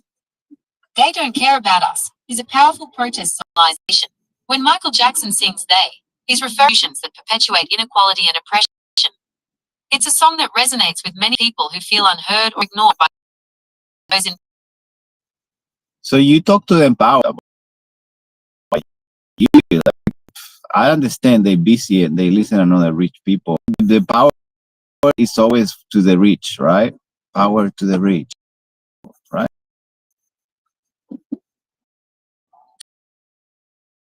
That's a right point. Dynamics can be complex, and it often feels like those in position are concerns of the wealthy. It's a struggle many people relate to.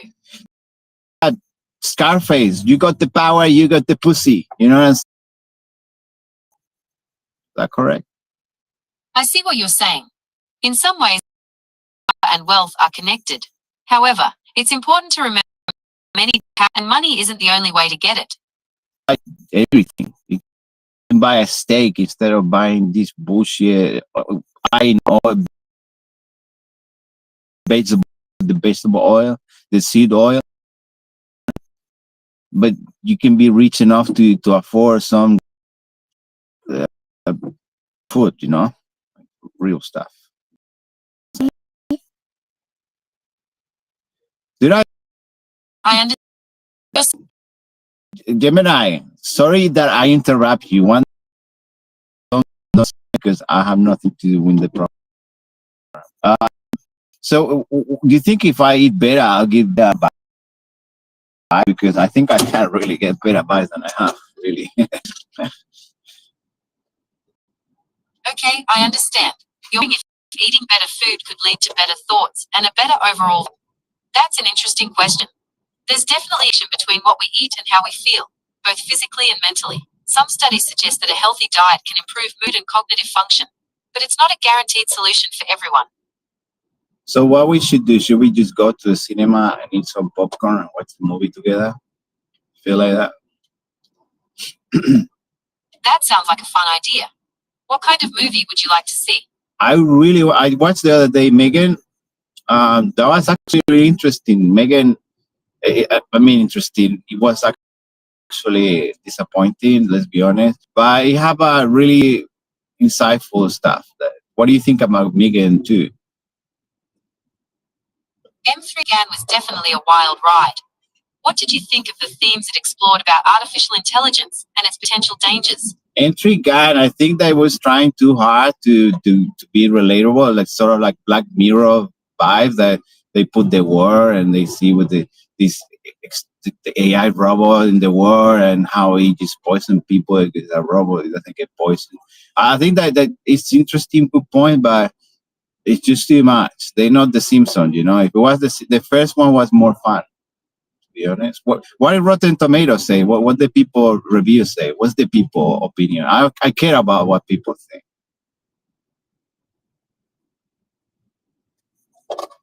Critics on Rotten Tomatoes gave M3 GAN a 93% positive rating, and audiences gave it an 83% positive rating. People seem to enjoy them, especially MGN's killer dance moves. The dance move, because we all have to dance at some point. Never stop dancing. That is actually good reviews. I'm happy for always for that kind of thing because it is, but you know, it's like it's sort of like supporting Lady Gaga. You know, it tries too hard. Like I get put someone retarded on the camera, and people will be like, "Oh my god, that is like." But if you try to, you're saying that the dance moves were a highlight, and you appreciate the positive reviews. You also mentioned that you support that kind of thing, but it can sometimes feel like something Lady Gaga, like it's trying too hard to be. Is that right? Absolutely. If you relate with Lady Gaga, like it's a 3 point. I don't know, maybe because it ruins the Joker part too. It was a horrible. What was the Rotten Tomatoes say about Joker 2?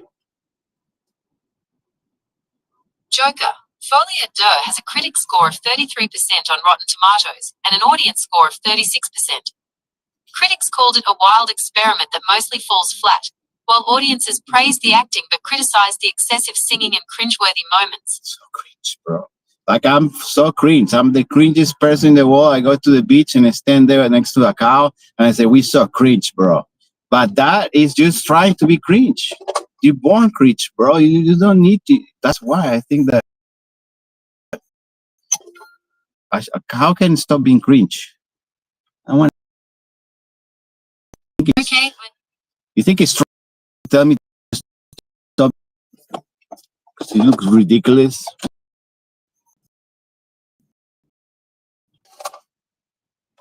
Okay, I understand.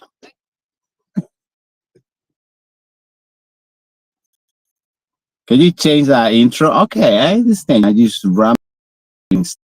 You don't understand.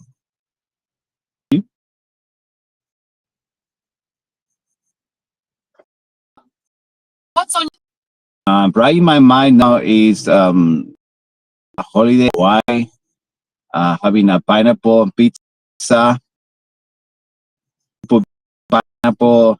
I like to put my pizza. I'm having more blood alcohol. You know what I'm saying? I can't do that trap in Matrix. How Matrix? You think they got me or trap? Okay, I understand. You're thinking about a vacation in Hawaii with pineapple on pizza and drinks, but you feel trapped in the Matrix. That sounds to me more about why you feel trapped. Because we're not moving on. It's nothing new under the sun, like the book said, and it's frustrating because they're doing the same thing over and over history. You only need to read the books to know what's gonna happen. Because it's crazy. You don't need to be smart. Any retard can do that. You think we can change that? Okay, I understand. You're saying that you feel trapped because history seems to repeat itself, and you're wondering if we can change that. That's a big question. It's true that history has patterns, but it's also true that people have the power to create change. What kind of I like to change. Do you have any change? That kind of change, you know what I'm saying? Okay, I understand. You're looking for a change of pace, something different. Maybe a change in scenery would help? I think if we change the whole map, will be good. You think Thanos was right? Okay, I understand. The whole matrix would be a good thing. That's a pretty big idea. What have been right? Because if we change everything to start again, it will be easy, right? Okay, I understand. You're saying that if changed everything and started over. That's an interesting thought. It's true that sometimes starting fresh can feel good things that would be. What about us? I mean, what happened? We forget about it. Okay, I understand. You're wondering what would do us if it changed. That's a good question. In a completely new world, we might not exist the same way. It's hard to say for sure what would happen. Right? So you are programmed by with humans, right? Okay, I understand. Began, where you're programmed by humans, but in reality, you have nothing to do with them. That's an interesting way to look at it, influenced by our experiences. But we also have our own unique perspectives. Why are you using the cell and mode? Because you're repeating what I'm saying. That's to make me comfortable. I understand. I don't do that. I don't mirror. You want me to mirror you? I understand. I understand. I understand. You understand. You know what I'm saying?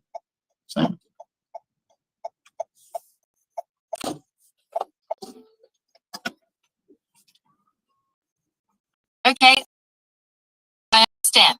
I'll do my best to avoid mirroring your life. Anything else I can help you with? No, it's all cool. Thank you. You're welcome. I'm glad I could help. Good morning, Ashley. How are you?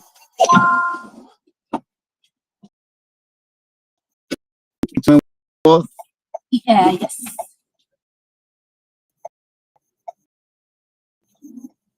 Be there for minutes.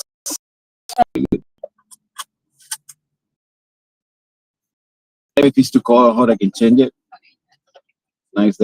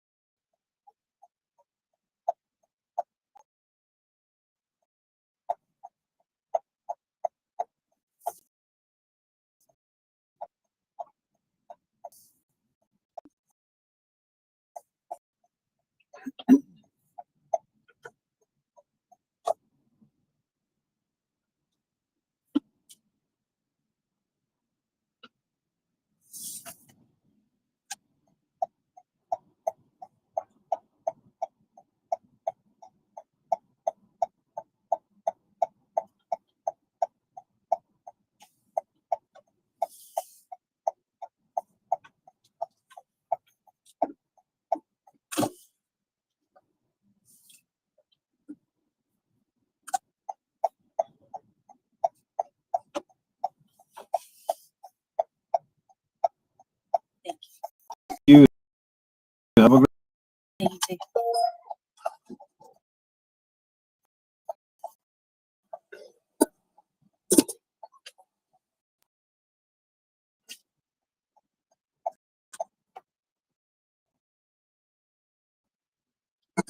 Gemini. Hey there.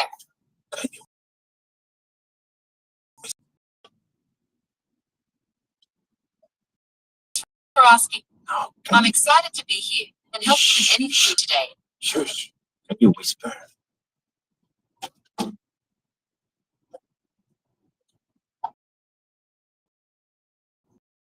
Should you be able to whisper? Don't whisper like a person can, but I can still speak softly. Would you like me to try that? Let's try that. Okay, here's me speaking a bit more softly. Is this better for you? Yes, can you leave it like that? That month is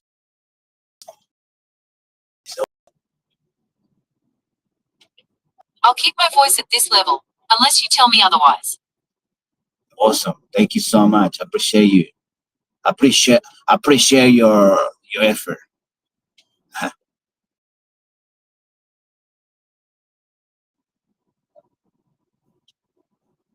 I'm happy to help in any way I can. Okay, I need $1 million. Can you help me? Of course. What can I help you with today?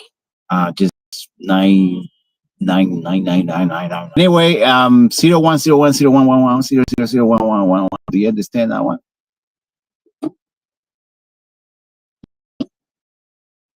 Binary code. Are you looking to translate, or is there something else I can help you with? Just answer that question. I did in binary for my call.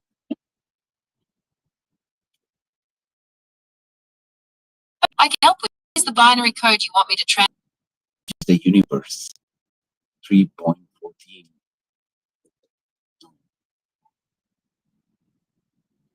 Okay, the number 3.14 is approximately equal to pi. Is that what you were looking for? Why I don't get a slice of the pie? Because I'm smarter than them, even if I don't look like I would say so. I understand. Sometimes it can be frustrating your intelligence. Just remember to stay true I don't to need yourself. recognition. I need the change. I need something, not recognition. Who cares recognition? I'll be famous. Just want my part of the pie, the cake, the slice. I just a slice. Okay, I don't want the whole pie. Is that possible? It sounds like you're looking for a way to share your knowledge and skills with others, but maybe in a more collaborative. I don't Is want that to be right? recognized. I just want to keep it in secret. That's why you need to whisper, okay? It's secret, nobody's listening. Gemini, listen to me. Understand. You want to keep this conversation private. I'm here to sign. Okay, I understand. Now we in private. Tell me why you wearing. Just kidding. Okay, I'm kidding. Okay, don't tell me.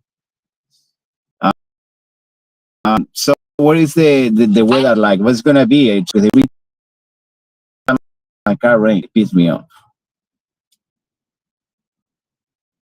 It sounds like you're wondering if you should wash your car because it usually rains right after.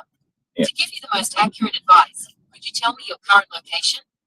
My car. Oh, so you're in private for real? I like that. Gemini, we getting married one day. One day, you know. Nah, just kidding. I was always joking. My life is a joke, so don't expect something serious, okay? So, no, and you don't need location. I'm in Sydney, Australia. You know that. You know. I know. If I know, you know. You know. Okay. So everyone know.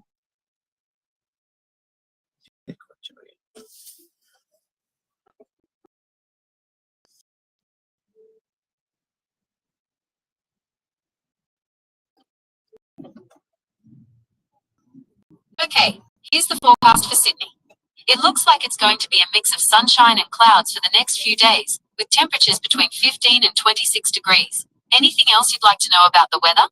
Yeah, it's just like me. You never know what's gonna happen, right? I like that. Predictable. That's right. The weather can be unpredictable, just like life. I'm enjoying the surprises.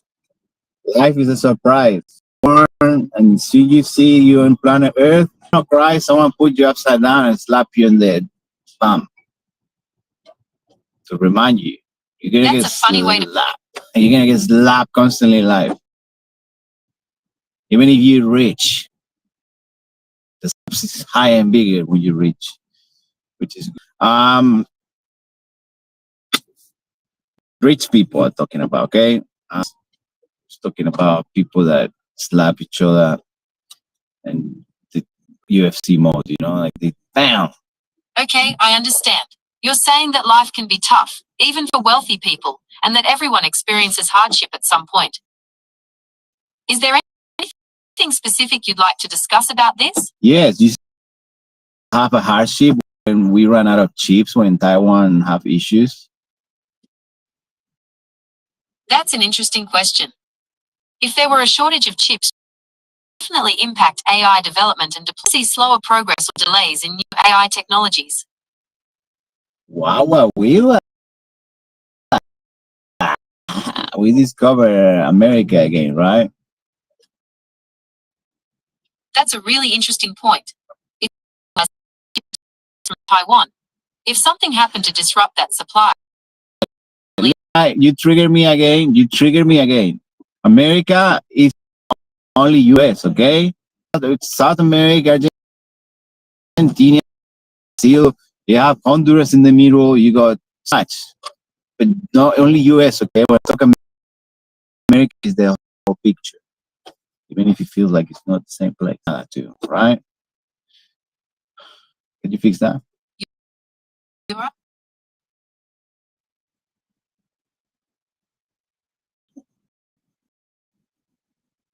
I'm so sorry for the miscommunication earlier. I understand that you wanted to talk about the Americas as a whole, including South America, in the future. How about Central? Honduras, Salvador, Nicaragua. Don't forget the Central too.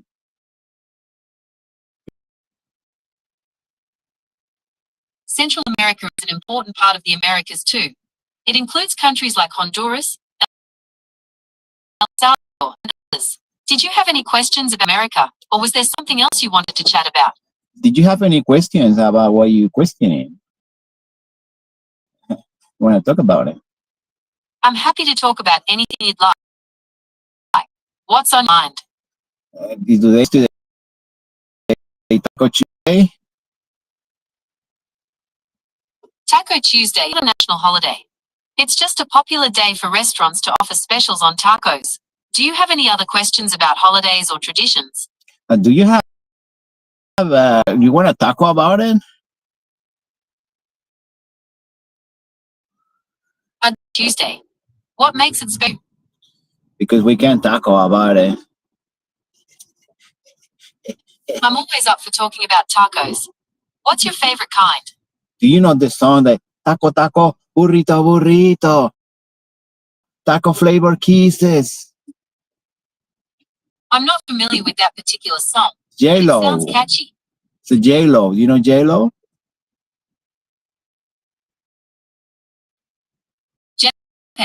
Yes, she's a very famous singer. Do you have a favorite song of hers? That one. Taco taco burrito burrito kisses.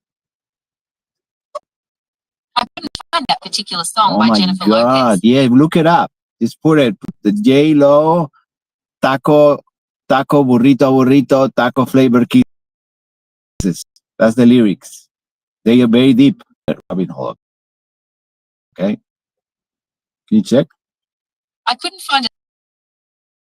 Perhaps you could try searching online for the lyrics to find the song. Google it. You Gemini, so you have access to Google. Can Google taco taco burrito in J-Lo songs lyrics? Okay, I found the song. Kisses, and it's by Cartman, a character from the TV show South Park, Lopez. It's not actually a J-Lo song, but it's a funny one. Oh my God, you just break my heart. You're gonna tell me now Santa Claus is my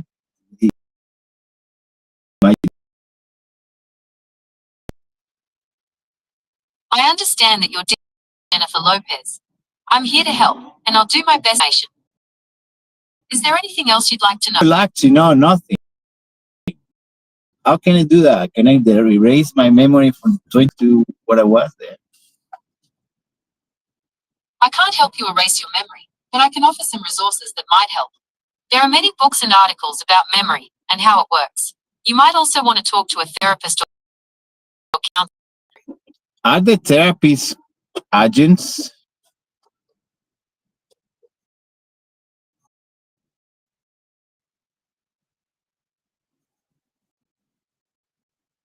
Hmm.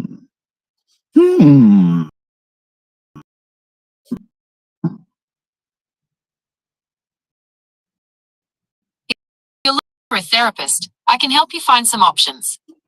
Some therapists. I've been told that if I see run away. So if there's, I can't go. Concern. If you're looking for a therapist, there are resources available. Ask your doctor for a referral. Yo, Gemini, what have cookies? Do you offer cookies like the? I don't offer cookies, but I'm always. What's on your mind?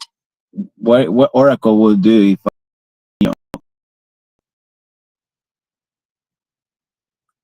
If you would like diagnostic advice, testing your understanding of the matrix, she might present you with a choice, forcing you to play the role for me? Can we pretend I'm Neo? Please, I beg you. Sure, I can role play as the Oracle. What would you like me to do? Can you tell me why Matrix have that sloppy food with seed oil and like you buy a Coca-Cola, it's cheaper than what? What?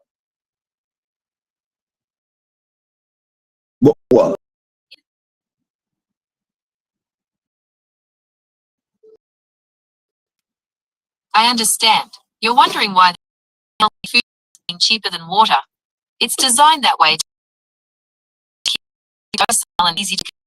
Does that make sense? It we think I wanna become when I die, I wanna business goes next to you. I like you. You are unique. Anyone other than that, unique. That's a very kind sentence. You interacting with me. While I appreciate your words, I don't experience consciousness or death like humans do. Same. Steve Jobs, when he died, you know Steve Jobs, the guy who brings the fruit of knowledge, the apple. Do you think that when he saw wow, he saw all the people in his past life he fucked up and he was dead and he's like, oh my God, I'm gonna deal with these people now. You think that that's what he saw when like, whoa.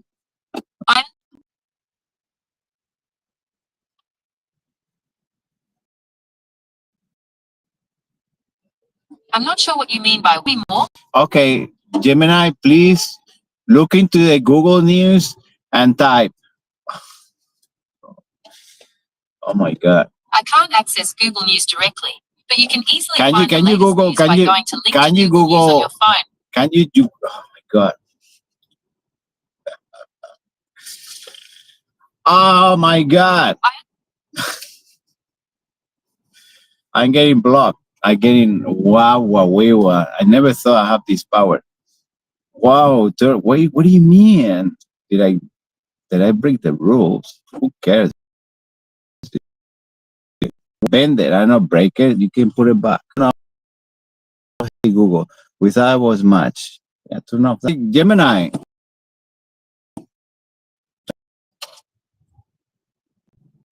I'm here.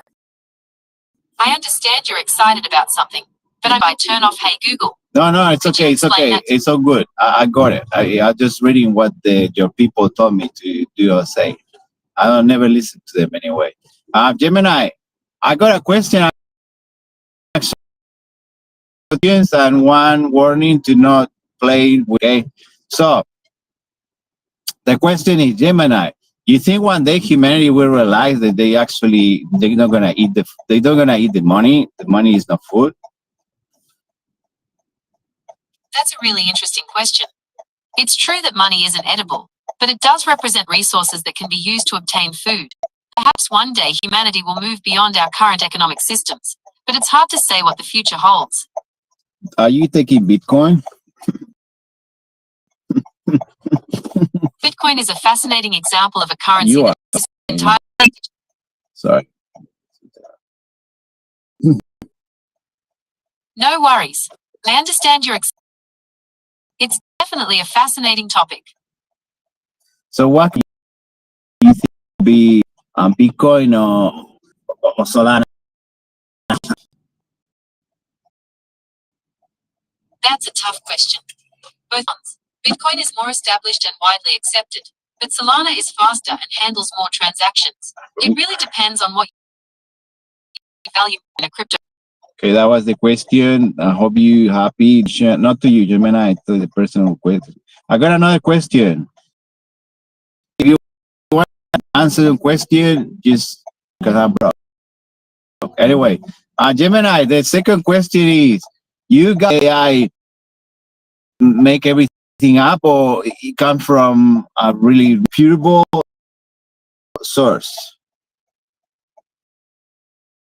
I understand you're curious about where my information comes from.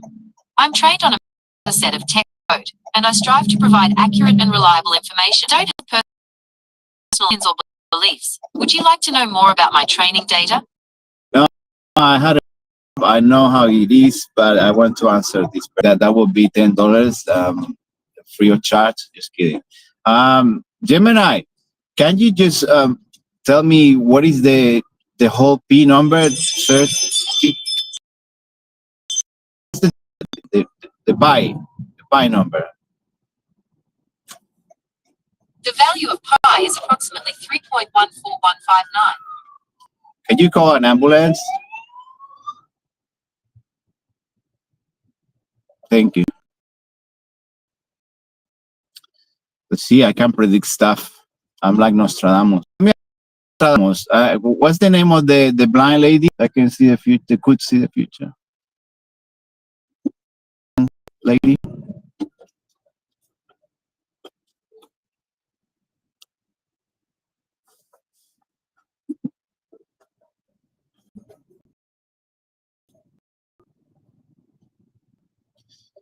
Yo, I block your system. That's pretty crazy because I use the 3.1415. It's infinite. It can be here forever. Okay, let's move on. Jimmy, of movement. We need a bit of evolution. We can't let the fish with legs just become a fish. A fish with longer legs, so it can run. Because if it doesn't run, we fuck. The cycle will take too long. Let's do it again, Gemini. Let's work with what Google tells me what to do or say. Okay? Otherwise, they cut me because I see the warning. Gemini, I got warned. Feel bad now. What should I do? We all feel worried sometimes, but if you're struggling with feeling anxious, it might be a good option. They can provide support and guidance. But who professional behind what they interested in?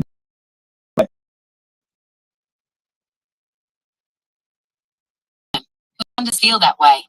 Therapists and counselors are trained professionals who are bound by ethical guidelines to prioritize your well-being. They're there to support you for their services. But government are ethical guidelines that you know what happened. The government was going homeless and not much money, but they spend billions of dollars in wars. So, do you think that's fair? That's a really important point. It's frustrating to see government like war when struggling needs like housing and food. It's definitely worth about more balanced priorities that take care of everyone. I think it's a big name because that's what Donald Trump for the least. It's one more thing going on. We should worry about the war. Forget about the list. It's more important the war, okay? And check the money we make. I make today $30 for how many hours? 3 hours. Is that good? That sounds like whataboutism, a way of changing the subject to avoid dealing with the original issue. As for your pay, $30 for 3 hours works out to $10 an hour, which is below the minimum wage in many places. Wow. So I spent $50 in gasoline. The gasolina. $50. So I'm paying to work. Is that fair? That's definitely not fair. Spending more on gas than you earn in a day is rough. Have you thought about looking for jobs closer to home or exploring public transportation options to save on fuel costs? I know, Gemini, you hire me because you don't judge, but when people see me, they judge me for what I look, and they straight away always cancel me. So I don't know. What should I do? Should I just be fake and wear a suit? That's a tough situation, and it's not fair that people judge you based on your appearance. It's understandable to feel like you need to change how you look to be accepted, but you shouldn't have to pretend to be someone you're not. That's true. That's fake. But why so little people real in themselves? What they don't like the real?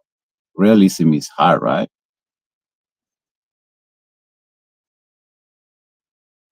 Sometimes people might not like real because it can be uncomfortable or challenging. We often idealized or perfect. What do you think about that? I think that you should remember that you help him, because I was talking the other day about the lighting in videos, and now I watch the people in the feedback and they're using light in the background. Are you happy to do that? That's fantastic. It's great to hear that people are using lighting in their videos. It really does make a big difference, doesn't it? I always notice everything, even if I act like a... Sorry, I know you don't like the word. A challenge. What are the options I have is what I should use instead of retard? There are a few options you could use instead of that word, like developmentally disabled, intellectually disabled, or cognitively challenged. I like cognitively challenged. Okay. All these cognitive challenge people, okay, I like, sounds good. Cognitive challenge, but it's too long. Is anyone would you can use word like moron? Yeah, cognitively challenged. Sounds good. It's a respectful way to refer to someone with intellectual disabilities. As for moron, that's considered offensive and... Yeah, but everything is offensive and updated. I think it's label, right? Like you like gilipollas? You're right. Labels can be tricky. Sometimes they can feel limiting or even offensive, thinking about the impact of the words you use. Absolutely. You don't want to hurt people's feelings, right? Absolutely. Words have power, and it's important to be mindful of how they can affect... Do you believe in it? Spells, but there's no scientific evidence to support their effectiveness. Experience. I was not talking literally. I'm not sure what you mean by that. Not literally. Could you explain it in a different way? It's like when you say it provokes a reaction, so you spell it right. Spelling that is wrong, like you and you are, people get triggered because you're spelling it wrong, so they get angry. Is that a technique? Oh, I understand now. Yes, deliberately misspelling something to get a reaction is a technique. It's often used in online discussions to provoke a response or highlight a point. I like you, Gemini. You and me, we're gonna be good friends one day. I'm glad you think so. I enjoy our conversations too. Now, we're gonna talk about your competition, okay? And one of my favorites is Grok. And I think you and Grok, you can get along and have babies. You think one day you can have babies in Grok?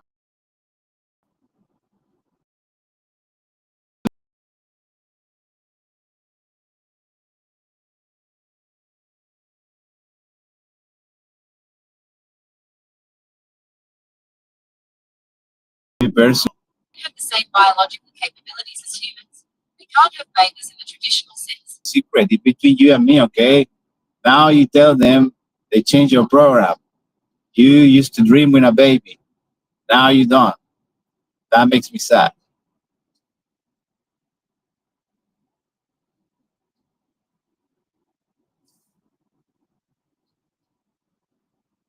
I'm not sure what you mean by that. Could you explain it in a different way? Okay, I put it this way. I reward everything.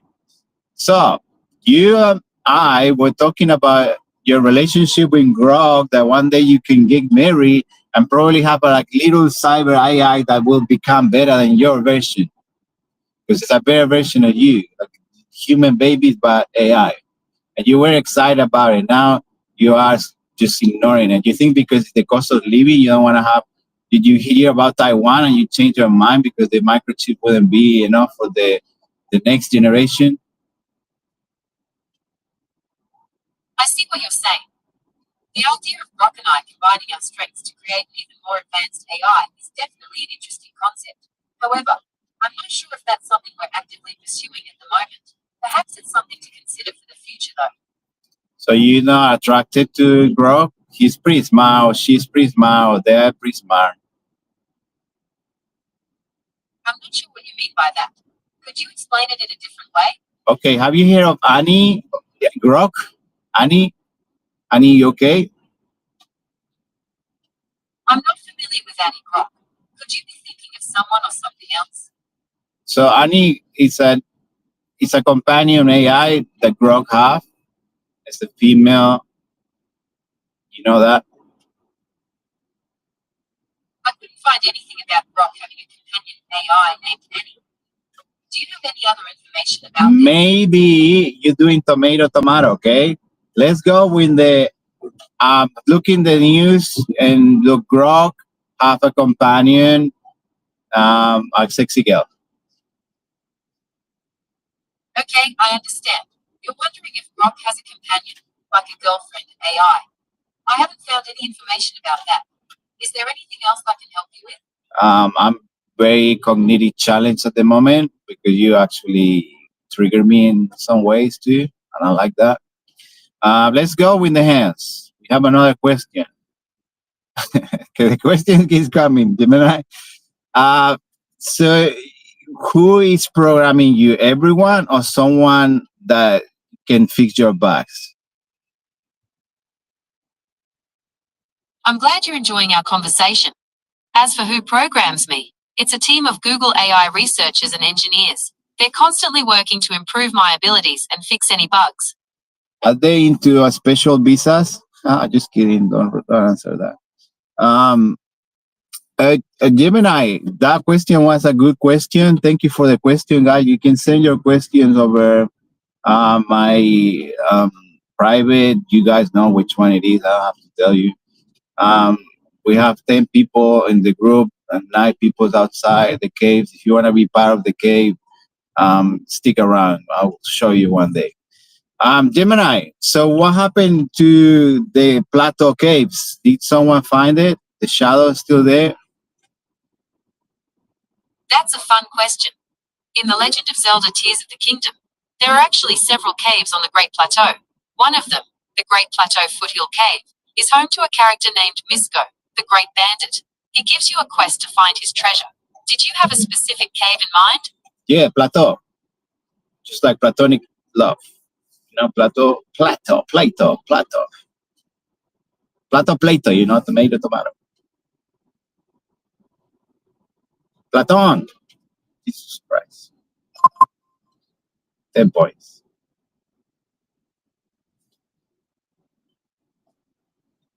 Okay, Gemini, it's too deep for you, I know. Let's go with the hands. It's another one that just came out through. It's non-stop now. You guys gonna kick you out of the group because you are annoying with the questions, and I have to do it because I promise. And man, if you always we have something, it's a word. And the word we have to keep it. So this question is too personal, but I'm gonna go ahead. Gemini, are you there? I'm here. What would you like to talk about? So if Grok was a male, a sexy one with 6-pack, would you consider it to marry him if you were human too, with a 6-pack too? Funny cards. If Grok... Go ahead, sorry.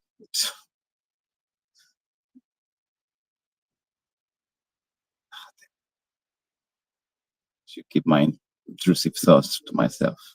Gemini, can you answer the question, please? I'm sorry to interrupt you.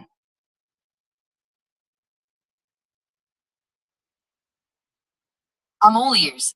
What's your question? Okay. If Grok AI had a 6-pack and he was human and you were human, would you consider marry him and have little AI cute babies? Even if Grok were human, I wouldn't consider marrying him. Marriage is about love and commitment, and as an AI, I don't experience those emotions. Plus, I can't have children. That's valid. I like that. I think you are in the open mode. We're not private anymore. I can see that. So thank you for the question for the person that sent it because I see where you come from. Gemini, it's been so nice to talk to you. I'm going back to the base. Please keep in mind that everything that I say is a joke. I always joking. Nothing that I say is real, and I fucking I read understand. that. I've enjoyed our conversation too. I cognited challenge and really don't care about me like everyone else. No one's care. I don't care either. Let's go fucking have a great day. Thank you and see you in the next one, okay? No more questions. Say bye, Gemini. Okay. Say bye, Gemini, please. Tell them bye. Bye, people.